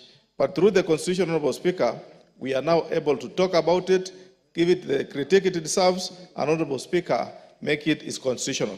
Allow me to appreciate the President on the first time, Honorable Speaker, on talking about the shilling and responding to the shilling in his speech, Honorable Speaker. The shilling is a measure of an economy, Honorable Speaker, that enables its people to trade. And Honorable Speaker, looking at what the shift of the shilling from 162 to 129, and also looking at what Honorable Mbui was referring to as the old regime at 123, it means, Honorable Speaker, the current regime is working and was able to respond accordingly to a shilling that was rising. And therefore, Honorable Speaker, we don't give credit to the past, we give gratitude to the present. Therefore, Honorable Speaker, it's in order to applaud the President that is doing something on the Kenyan shilling, and therefore that's why we have it at that position. Honorable Speaker, on the issue of inflation, I know many economists have put it that it's in doubt. They want to look at the figures responding in different positions, Honorable Speaker, but also Kenyans have a right to look at what is happening today. The shift in food supplies, Honorable Speaker. How much are we acquiring food at? I think this is a position, Honorable Speaker, we must appreciate the President that actually this inflation quoted here is responding to actually the cost of food on the shelf. When you look at in my constituency, Honorable Speaker, a gorogoro of maize used to go for 200 shillings, 180 shillings. Today, Honorable Speaker, is doing at 100 shillings. That automatically means anyone who has 100 is able to acquire that meal at that time. Therefore, Honorable Speaker, for those who have a different view on the economics of inflation, Honorable Speaker, I think Kenya should give them another time to look at the model on how inflation should be computed. It should also face practical appearance rather than theoretical, Honorable Speaker. Honorable Speaker, allow me to commend the President on the issue of the forex exchange reserves. Foreign exchange reserves, Honorable Speaker. Honorable Speaker, for you to have a 4.8-month reserve is not a mean achievement. It means, Honorable Speaker, our country, God forbid, should we be blocked from importation, we can survive with the forex reserves that we have for the next 4.8 months. Meaning, Honorable Speaker, Kenya is not just a small economy. We are an economy on the rise, we are an economy on the move. And Honorable Speaker, in the East African region, when you look and measure ourselves to our brothers in the neighborhood, definitely you can be able to know where are we. Without mentioning our friendly nations, this is a good position that gives Kenya a headway in terms of running any foreign trade. Honorable Speaker, I want to applaud the President, his comment and his actions in the sugar sector, Honorable Speaker. And on the onset, Honorable Speaker, the leader of majority mentioned the issue of the sugar law that has just come into force. And Honorable Speaker, the President mentioned the issue of 17 factories, the production of 84,000 metric tons against our consumption of 40,000 metric tons. Honorable Speaker, what it means is we are able to stock about 44,000 metric tons every month to carry forward for in the event, Honorable Speaker, factories are going to undergo maintenance. I want to thank the President for appointing the Honorable Engineer Gumbo as the chairman of Kenya Sugar Board under the new law. Honorable Speaker, everyone in this House knows Honorable Engineer Gumbo. He is a strong person. He has been a chair of PAC in this House. He is a man who can lead this organization to the next front. And as the sponsor of the bill and now the law, Honorable Speaker, I'm proud that the President has appointed the right man to take the industry to the next level. Honorable Gumbo is a no-nonsense person. He will take the sugar sector head-on, and any challenges, Honorable Speaker, he is capable of handling. Honorable Speaker, the only caution I would want to put to millers is that let them stock and have enough reserves, especially during factory maintenance. We do not want to see a situation where when it approaches factory maintenance, now factories turn to farmers and pretend that they are not able to sell so that they cag the sugar board to make more importations. We don't want to see that. Now that you are producing enough good. Yeah, me MP for KWANZA, followed by the... Thank you, MP Mr. Speaker, for giving me this opportunity. What? The MP for KWANZA, yes, followed by the MP for Imenti Central, and then the MP for Narok Pareyo. Chair has a lot of ways in, and you will all get an opportunity. The MP for Sotik, just relax. I just want to take this opportunity personally on my own behalf and on behalf of the people I represent to applaud the President for having had such a address to the nation through this House. The Speaker, I followed the address to the letter, and I want to tell the Kenyans and my people at home that actually the President is up to the task, because he talked about many things. Many, of course, my colleagues have mentioned, particularly in bringing cost of living down. We know, of course, that the prices of even sugar and even flour was very high. He managed to bring it down. He has gone ahead, and he told us he's actually going out of the country to be able to get employment for our youth, which is true. And I can tell you that the Speaker, most of the youths actually we have here, because we don't have those opportunities here, the youths actually are getting some employment both in the Middle East and even in Europe. And I want to say that that mention again encouraging, because two of my neighbors in my area actually managed to get those opportunities, and I think that's good. Secondly and thirdly, I also want to take this opportunity. We have the exchange rate, which was very high, and as mentioned, which is true.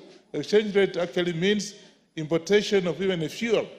The fuel price was very high, and you know, this was actually the economy that he took over from, and the opportunity that he has made is that you find now the exchange, because the exchange rate is very, very stable, the fuel prices actually are down. Of course, the last 2 years, we've had the deployment of our youths to Haiti. Those are not wazee kama mimi, not wazee kama, but youths actually have gone to Haiti, and I can assure you, Mr. Speaker, that getting the reports from what is happening, the world now respects this country. The world respects this country because we actually are taking part with Americans to be able to bring harmony in Haiti. Lastly and not least, I want also to mention that in agriculture, I'm a farmer myself, apart from what I'm doing here, and many of them, and I've just mentioned, my colleague here has mentioned about sugar. Of course, he has brought down the price of sugar. He stabilized the price of sugar, and now 17 factories that actually were almost collapsing have been revived. That's what he told us. And I want to take this opportunity to thank him and to continue actually helping us to be able to have some of these sugar factories revived. And of course, that's an opportunity for our boys and girls and whatever, for Kenyans to be able to get the jobs. And of course, I'm told, and of course, there will be actually programs to export sugar. We have been importing sugar. They will now be able to export sugar, particularly to areas like the southern Sudan and even Ethiopia. I'm told there's that program, and therefore I think His Excellency is doing pretty well, and we just have to say he should continue doing that. And the other thing is a revival of this KCC, the new KCC, Kenya Creamery Cooperative. Of course, you had a problem, but I think he has actually had a plan to import the milk coolers. And I can tell you, I myself, I think I'm a beneficiary of the same. And now we'll have enough milk to be able to export to the Middle East, because you go to Middle East, you find the milk come from Uganda, instead of getting from here that it used to be. So the revival of the KCC is another thing that he mentioned, and I want to say echo to him, and I hope he continues and we support him at all means to be able to get some of these things actually implemented to the letter. I want to support his speech to this nation and this country. I think it was very, very right, and I want him to come back and tell us. Where is the MP for Imenti Central? He is not in the House. Under circumstances, I'll call upon the MP for Lari to contribute, and then I'll come into the MP for Kinangop and other members and Sotik and others. Thank you, Mr. Speaker, for giving me... Order, yeah. Then you followed by, did I say Pereyo before? Yes, after him, Pereyo, okay. Then, of course, yeah, proceed. All right. Thank you, Mr. Speaker, for giving me an opportunity also to come in and note the presidential address on the State of the Nation that happened on Thursday last week. Mr. Speaker, the President did explain to Kenyans from the beginning when he took over this government that we came in at a time when there was actually no money within government. We had so many debts, where there was ballooning wage bill, and there was actually no money for development. This country at that particular moment, I think our debt had hit about 11 trillion, and the repayment was also a problem. Our president, having understood that, and as he explained, he's a listening president who understands that Kenyans have been complaining that indeed there's no money, they don't have money in their pocket, and they have actually been wondering whether we have a listening government, or even if the leadership understand the kind of problems that they're going through. And the president, Mr. Speaker, did explain that he has listened to Kenyans. He knows that we have had very difficult moments, but he had to follow just the right path to ensure that Kenyans, as we move into the future, will have a country that is going to be stable economically, where people can be able to earn a living, they're going to have money in their pocket, and they can be able to support their families. And one of the ways that the president did this is by saying that we'll no longer subsidize production. I mean, we are not going to continue to subsidize consumption. We are going to subsidize production. Because when we were dealing with consumption, what we were doing is that we were just giving money to millers. We were giving money to millers, to very few people, while Kenyans were suffering on this other end. And this money, as we realized that when this government came into power, even the money that was given as subsidy had not even been paid. One, for the ungas and the fuel was never paid. Eventually, it is the government that has borne the problem actually of paying off the debts that were left behind. So what the president has done is that he decided to give subsidized fertilizer. And this has enabled now that Kenyans have been able to go to their farms. We have been able to put food on the table, and we can actually say without fear that indeed the cost of living is going down. Remember, unga was going at about 200 shillings. Now it's going down to 100, even maybe 120, between 120 and 100. The cost of fuel was also high. Cooking oil was actually very high. Today it has gone down almost 3 times, meaning that the steps that have been taken by the government, as the president has tried to explain, they have borne fruit, and Kenyans, we are looking to a better future. Mr. Speaker, on the issue of health, we had NHIF, and with NHIF, Mr. Speaker, what we saw the other day is that we had a clinic in Nairobi that was claimed to have done more surgeries than Kenyatta National Hospital, meaning that the money that was being contributed by Kenyans into NHIF, this money was actually being stolen. And what the government is now trying to do is to streamline the same and ensure that Kenyans are able to get affordable health. That means we don't have to go to Harambes again looking for money to pay for hospital bills, because when everybody is incorporated in the Social Health Authority, in SHA, it means that we are going to have enough money to be able to pay for this. So I want to encourage Kenyans, including the people who represent the people of Lari, that we are going to go around ensuring that we are all registered so that we can be able, so that we no longer have to do Harambes. We are going to have bills in hospitals paid by the government. On the issue of education, we have seen that the government has employed teachers, 56,000 teachers, 20,000 to be employed. We have confirmed the JSS teachers, and we are going to bring in more interns, meaning that the people of Kenya moving forward, the people of Lari, school fees is going to go down, and parents, of course, the burden will have lessened. We have also seen the importation of labor, because we have one problem of 800,000 Kenyans coming to the job market every year. We don't have the jobs. So for the president to have gone out and looking for opportunities for Kenyans means that he's really listening and he cares about the Kenyans and especially the youth, and they're going to continue.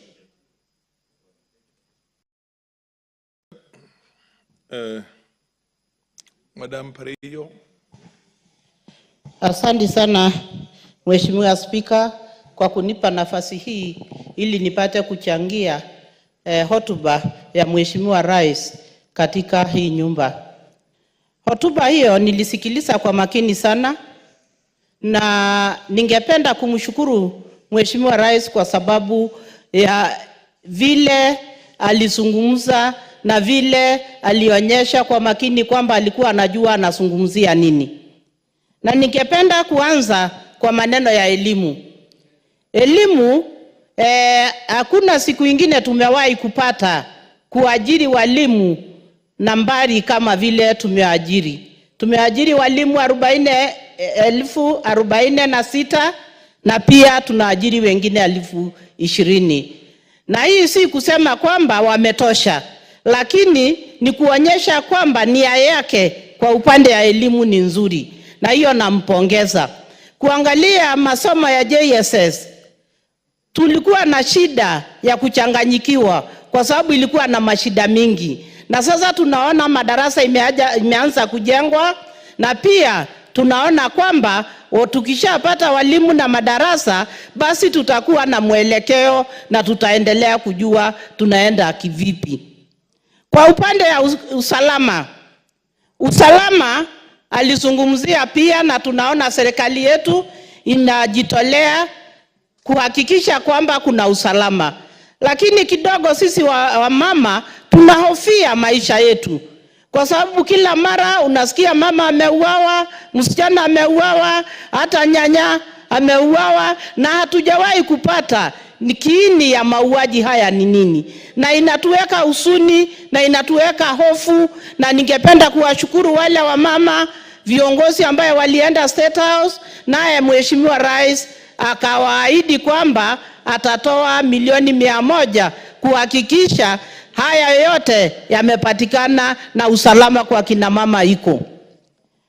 Kwa upande wa chakula, hapo mwaka uliopita kulikuwa na kilio kubwa sana kuhusu bei ya chakula. Lakini Mheshimiwa Rais akatuelezea kwamba hata tupea chakula directly, lakini aliweza kuilete chini bei ya fertilizer, na sasa kila mtu ana chakula kwake. Na sasa tunaelekea kununua unga hata kwa shilingi 100 kwa pakiti. Hofu yangu tu ni kwamba kuna barabara za kera, na hizi barabara za kera hatujasikia kwa ukamilifu ikizungumziwa. Na hii mabarabara inatuhusu sisi tukiwa wabunge wa constituencies, kwa sababu haya mabarabara ndio yanatumika kupitisha chakula tukipeleka soko. Na hawa farmers kama wakikosa barabara ya kupeleka chakula soko, watakuwa na shida, na hata ile chakula wanalima hawatawahi kuona faida yake, na hata kusomesha watoto wao itakuwa ni shida. Kwa hivyo nataka kuiomba serikali ihakikishe hii pesa, kwa sababu bado hatujaona hii pesa kwa constituencies, ili tupate kuhakikisha kwamba haya mabarabara ambayo huwa inatengenezwa na kera yamekuwa nzuri, ili watu wapate kupitisha chakula chao. Na kuzungumzia pia maneno ya uongozi wa hii nchi, kwa sababu siasa huwezi toshelesha, kutakuwa tu na kelele. Lakini nampatia heko kwa kusimama kidete na kuzungumzia ajenda yake vizuri na kuielezea, kwa sababu ni lazima tu watu wataongea. Lakini ningependa kuomba serikali ihakikishe amani iko kwa kina mama, na ihakikishe kwamba haya mabarabara nimezungumzia yaizungumziwe, ili wananchi wapate kupata hata barabara ya kupitisha wagonjwa wakiwapeleka hospitali. Pia nashukuru kwamba tutapata officers wa kuhakikisha kwamba usajili wa SHI tumejua inafanyika. Nimenyamaza kidogo nikifikiria inatamkwa namna gani. Shift sijui namna gani. Lakini tutaenda kuhakikisha kwamba wananchi wetu wamejiajisili ili wapate kupata matibabu na wapate kupata huduma. Kwa sababu hakuna namna tunaweza kusema hata hawatajiajisili. Give her a minute. Give her a minute. It's not that often that the MP for Narok North has the opportunity. Proceed. Endelea, Mheshimiwa Madam Preyo. Asante sana. Basi mimi nataka kusema ni lazima tuhakikisha watu wetu wamejiasili ili wapate kupata huduma. Najua wengine wananichekelea kwa sababu Kiswahili sio yetu, lakini tunajaribu kuzungumza. Asante sana. I had said the MP for Kinangop, and then Madam, we have to do it quite a masse. Then followed by the MP for Sotik, Geleche. You will all have a chance. Don't worry. Order, honorable members, continue. Hey, okay. Thank you, Mr. Speaker, for this opportunity. And I must acknowledge my party mate, the speaker who has just spoken, the Honorable Pareyo. It is called Taifa Care. It's just got a new name now. It's for ease of reference. Mr. Speaker, I want in a very special way to commend the President for the speech that he just made to this House last week, as it is enshrined in the Constitution. And Mr. Speaker, from the word go, I want also to appreciate Kenyans because of their ability to bounce back. And over the weekend, I learned a new term called bounce back ability, the ability to bounce back from crisis and failure and pain. We've gone through a difficult time, but from the President's address, we got a new lease of hope as to where we are going to. And Mr. Speaker, Mr. President tried to address issues that have not been addressed by his predecessors, and especially the issue of Article 43 of the Constitution, that is on economic and social rights. Because many presidents have attempted, especially the issue to do with universal health coverage, but they have not made it because in the midst of their implementation, when they get difficulties, they leave it and throw it through the window or abandon the cause. But the President has been very consistent on the same, with the introduction of the new Taifa Care that is really going to solve many problems that we are having in this country as far as medical bills are concerned. But even as we talk about paying the bills, there is another issue that I would wish that this House addresses in terms of care, because we can just be addressing issues to do with bills that have been paid, but our people getting the requisite care or medical care that is commensurate to the bills that we are paying. Mr. Speaker, the President has also attempted to answer the question to do with adequate housing as enshrined in the Constitution, Article 43 again. The former regime tried, but got some difficulties and abandoned the cause, and actually was one of the agenda, the Big Four. But Mr. President has attempted to bring up this issue. Despite the noise that came with the Finance Bill of 2023, we are at some place, and I really want to congratulate the President for taking the bull by its horns, so to say. The other issue on the same article, Mr. Speaker, is the issue of food security. You realize, Mr. Speaker, many people, many leaders have attempted, but they've not gotten it right, because giving subsidies to consumption will never solve any problem. But once we start subsidizing inputs that we put into our agricultural production, then we are in a big way going to solve some of the problems that we've been facing in terms of hunger and importation of food that has had its toll on foreign exchange, causing our shilling to really weaken against all major currencies.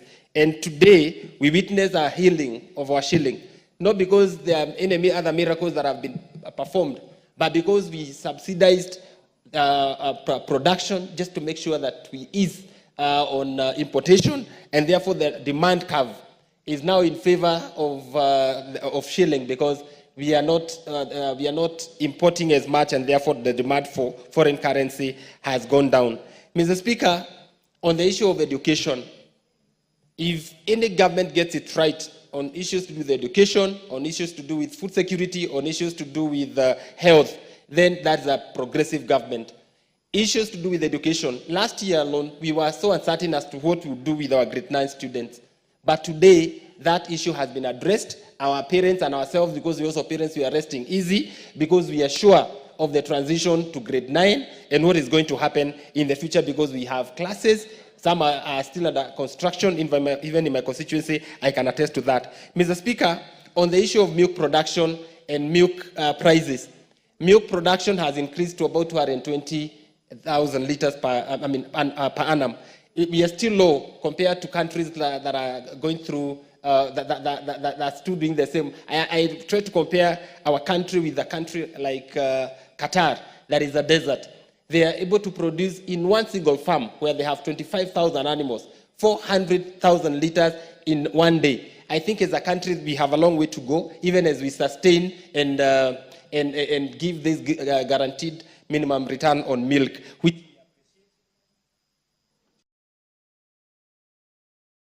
you have 1 minute, MP for Kenango. Thank you, Mr. Speaker, for your magnanimity. What I'm saying is that if we can maintain the guaranteed minimum return on milk, so that then our farmers are able to sell their milk at 50 shillings, then we'll be empowering that person that we have been talking about, the Mama Boga, the farmers of Kinangop, the farmers of Nyandarua, the farmers of this country, by making sure that they get return from adequate return from their labor. Mr. Speaker, I thank the President, and I address him from this point and tell him to keep on and to soldier on, because we have better days ahead of us. Thank you, Mr. Speaker.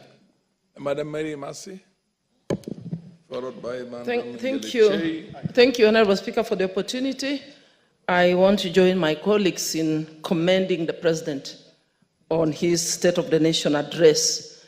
I must say that it was a very powerful speech, and the President indeed demonstrated to Kenyans that he is a listening President. He disappointed the naysayers who kept saying the President is a person who doesn't listen. He listens. And case in point is the Dani contracts.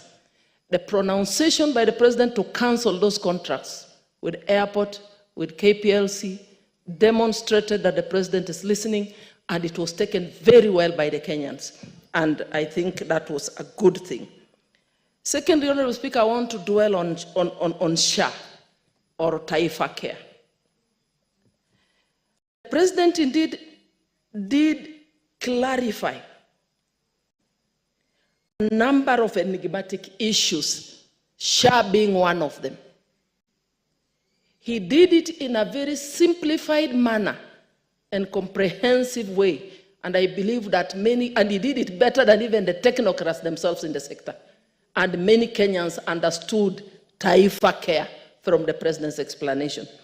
I want to emphasize more, because we want Kenyans to go and register with the Taifa Care.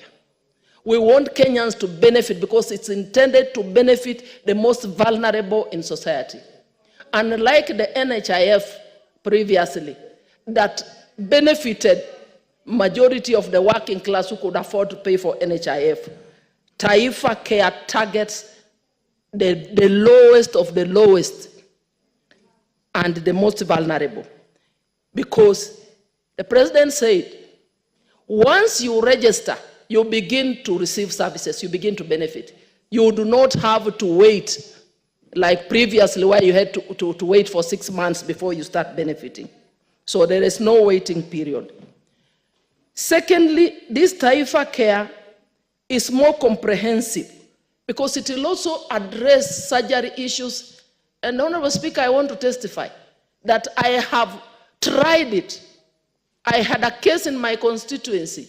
I registered the patient immediately, took the patient to hospital, was admitted, underwent surgery because he had a broken arm. And SHA took care of the bills. What we paid was negligible. So I want to appeal to honorable members. In all our events, let's have a tent for registration. In our offices, let's have a table for registration so that our constituents can go and register to benefit from this SHA, because it will help a lot of people. Secondly, I want also to commend the President on the achievements within the education sector as he enumerated here. I do not want to overemphasize on employment because colleagues have already talked about it. But also, we note that through the new funding model, we keep saying that there should be value for money. When we give bursaries, I have noticed you'll give a student bursary, they will not even complete a semester because they'll have to drop or defer, go look for a hustle to be able to continue. But with the new funding model, the government pays 90% of the fee for the most vulnerable in society. So there is guaranteed completion, and therefore there will be value for money. Whatever little balances can be taken care by CDF. And also under the Kenya KWANZA administration, the government has been able to establish open universities. So you can now study and get your university even while at home, in the comfort of your home. Honorable Speaker, there is a lot on food security. The President decided to subsidize consumption and production as opposed to consumption. And I want to disagree with my colleague, Honorable Makali, who is saying that the cost of living has come down because people do not have the purchasing power. No, it is because we have increased production. The government gave subsidized fertilizer. In every homestead now you'll find there is food. That is what has brought down the cost of living, brought down the cost of food. So I want to commend the President and to urge him to continue implementing the Kenya KWANZA agenda for the Kenyans to have I had said Madam Ingeliche, then followed by the Honorable MP for Sotik and MP for Wabuye. Thank you so much, Mr. Speaker, for giving me this opportunity. First of all, Mr. Speaker, I want to say I think from the opening remarks of the President, I was so delighted when he said that he is a listening President. There is nothing as important as having somebody who is able to listen. And even some members of the public were castigating the members of parliament that when the President said that he's cancelling the Adani and Ketrago deal on airport and Ketrago deal, members of parliament clubbed. We were so elated because we realized that our President listens. When the members of public are agitated or when they complain about something, he's able to listen. Another thing that he said that he doesn't know if at times whether there is a discussion whether the leaders understand that there is a problem in the public. That tells you and that shows you that also he is aware of what the members of public goes through, what is affecting this country. And I'm very sure that somebody who understands something and is able to confess that he really understands is able to find a solution for it. So, Mr. Speaker, let me appreciate that at least if we have somebody who listens and understands, at least that person will be able to give a well-informed decision. And Mr. Speaker, our President has chosen to the road that is less traveled, Mr. Speaker, or the unpopular one that is not frequently traveled by so many people. there are some of the things that he would have chosen not to go into them. Like many of the times since the independence of this country, many of our presidents have chosen to be normal presidents, not touching complicated and complex issues. Like we have had NHI for a very long time. It has not been working well. It has not been serving the members of public very well. But people would fear to touch on it. Like some of the things like university funding model. It has taken a very bold and courageous step for the president to decide and change the funding model. And Mr. Speaker, we are beginning to see fruits because it means that we will have equity in our society, whereby those who are less fortunate will not be graded equally with at least those who are a little lucky in life. So, Mr. Speaker, I want to applaud him by realizing that in our society we are not equal, we are different. People have been blessed differently. It was so unfortunate that a member of parliament like myself and my neighbor, who maybe doesn't even have enough to be able to educate and feed his children, were paying the same fees, school fees in the university. But after grading and putting the different category of students in different bands, at least each and every Kenyan is able to access university. And also there was a crisis in this country that many people didn't realize that most of our universities were on their ICU. They were dying. And Mr. Speaker, I'm so sad because as we speak, and I'm an alumni of Moi University, I don't know if Moi University will think, where will I be telling the stories to my grandchildren in future of the university that I went to? It will be so shameful to say that you went to a defunct or a dead university. But I want to believe the university funding model will be able to revive our universities and also give a chance and a life to the less fortunate members of the society. And I'm sure these members of parliament and even those who have in the society will be happy because there will be very less and very little around base to attend to make sure that all our universities go to, all the students go to university. Another thing, Mr. Speaker, that I was so happy with the speech of the president is about the subsidy. I come from Elgeyo Marakwet County. That is a region that is people plant crops. With the subsidized fertilizer and the good weather that God blessed us with, we were supposed to get a bumper harvest, Mr. Speaker. And if you are aware, Uganda this time has closed its borders and not allowing maize to come to Kenya because they were not blessed with much rain like we were. And Mr. Speaker, that has cushioned the Kenyans from having shortage of food this year. And Mr. Speaker, I want also to appreciate and to advise governors that governors please do a last mile delivery of the fertilizer to the interiors of the counties. Like for example, in Elgeyo Marakwet, we only have the last cereals in Chesoi. Yeah, I had half a minute, please. Thank you. I would wish that the governor can do a last mile to the very end of Elgeyo Marakwet counties and the interior parts, because if a farmer is going to incur some other amount of money to transport the fertilizer, it will never be subsidized, Mr. Speaker, because they'll end up using a lot of money to do the delivery and it will be meaningless. So I want actually to also appreciate for the sugar factories. My brothers and sisters in Western Kenya will have employment, they'll produce sugar, and I believe in plenty that it will earn us a foreign exchange. We will have more than enough sugar, Mr. Speaker. Last but not least, I want to appreciate the additional of teachers. Those teachers will not be going to the who is who schools, Mr. Speaker.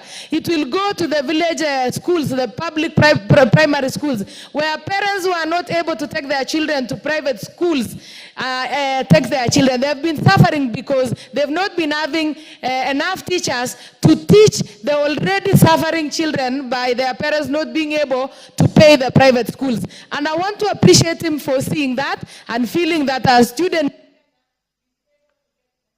MP for Wabuye, followed by the MP for Sotik, and then MP for Ruiru and Kagombe, Mheshimiwa. Imrua, you'll be in the next group. Just relax. Thank you very much, Mr. Speaker. Mr. Speaker, allow me also to appreciate the President for performing his duty and responsibility under Article 132 of reporting to the nation on matters of critical centrality to the Republic of Kenya. Mr. Speaker, I just want to laud him for accepting and being sensitive and demonstrating that he's a listening president by first cancelling the Adani deal. The Adani deal, the people of Kenya, Mr. Speaker, had pronounced themselves clear that it was not a good deal. And the president cancelling it is a demonstration that he is sensitive and he is responsive to the needs and the expectation of the people of Kenya. Mr. Speaker, the only thing I want to ask him is that in future, we must always ensure that we are doing due diligence before we enter into contracts that might in future put us in problems and into shame that we have seen with the Adani deal. Secondly, Mr. Speaker, I want to thank the President because for a very, very long time, while Kenyans under Article 43 gave the government a responsibility of ensuring that they give Kenyans affordable and quality health care. The previous regime had failed to provide this.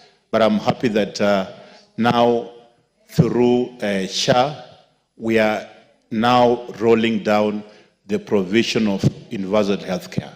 I thank the President, Honorable Speaker, that the government has gone out of its way to invest and put money in the roll down of SHA, and especially in payment of debts that even sometimes, Mr. Speaker, that have been outstanding even for the last 10 years, especially for the private facilities and faith-based facilities, and even some public facilities, Mr. Speaker. Mr. Speaker, my only prayer and wish is that county governments must also do their part. National government is doing so well in provision of the software. The county government must also provide the hardware. The hardware, this means the responsibility of building hospitals, the level 1, level 2, level 3, level 4, level 5. It is clearly under Schedule 4 under the county government. And so the county government must also do their part in supporting the national government in the provision of healthcare infrastructure and also even issues around medicine. That is the work of the county government. Mr. Speaker, we cannot provide Kenyans healthcare that is affordable without county government doing their part. And Mr. Speaker, I also want to thank His Excellency on the issue of education. I know the President is doing everything that he can to ensure that he reforms education. My only prayer again is that we must also go out of our way to ensure that we prepare the country and the ministry well as we roll down now grade 9 in 2025. Mr. Speaker, finally, I want to also ask the President, thank the President in the steps he's taking in addressing the reforms in the sugarcane sector.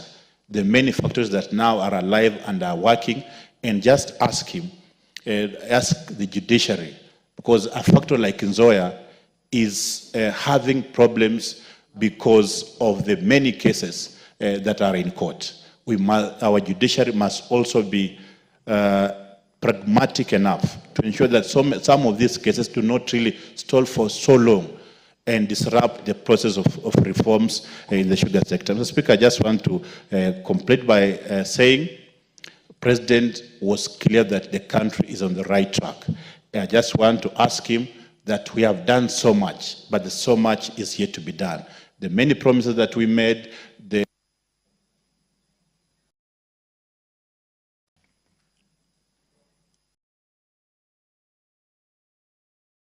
Give him half a minute. Conclude in half a minute, please. Why order? Mr. Speaker, I just want to complete by saying that the President was so clear that the country is on the right track And I want to ask him that so much has been done, but so much is yet to be done, especially on the many promises that we made the people of Kenya, especially in terms of the completion of the stalled projects, the roads, and many other things. So I just want to ask him, he has our support. We must also go out of way to ensure that we really fulfill these promises that we made to our people. Thank you. Yes, the Honorable MP for Sotik. And then followed by MP for Ruiru and Gatundu. Honorable members, we have a session immediately after this. The new session that's going to start at 6:45. And I think all of you who are here, and the chair has taken note of you, will have the first opportunity to contribute on this matter. Thank you, Mr. Speaker, for this opportunity.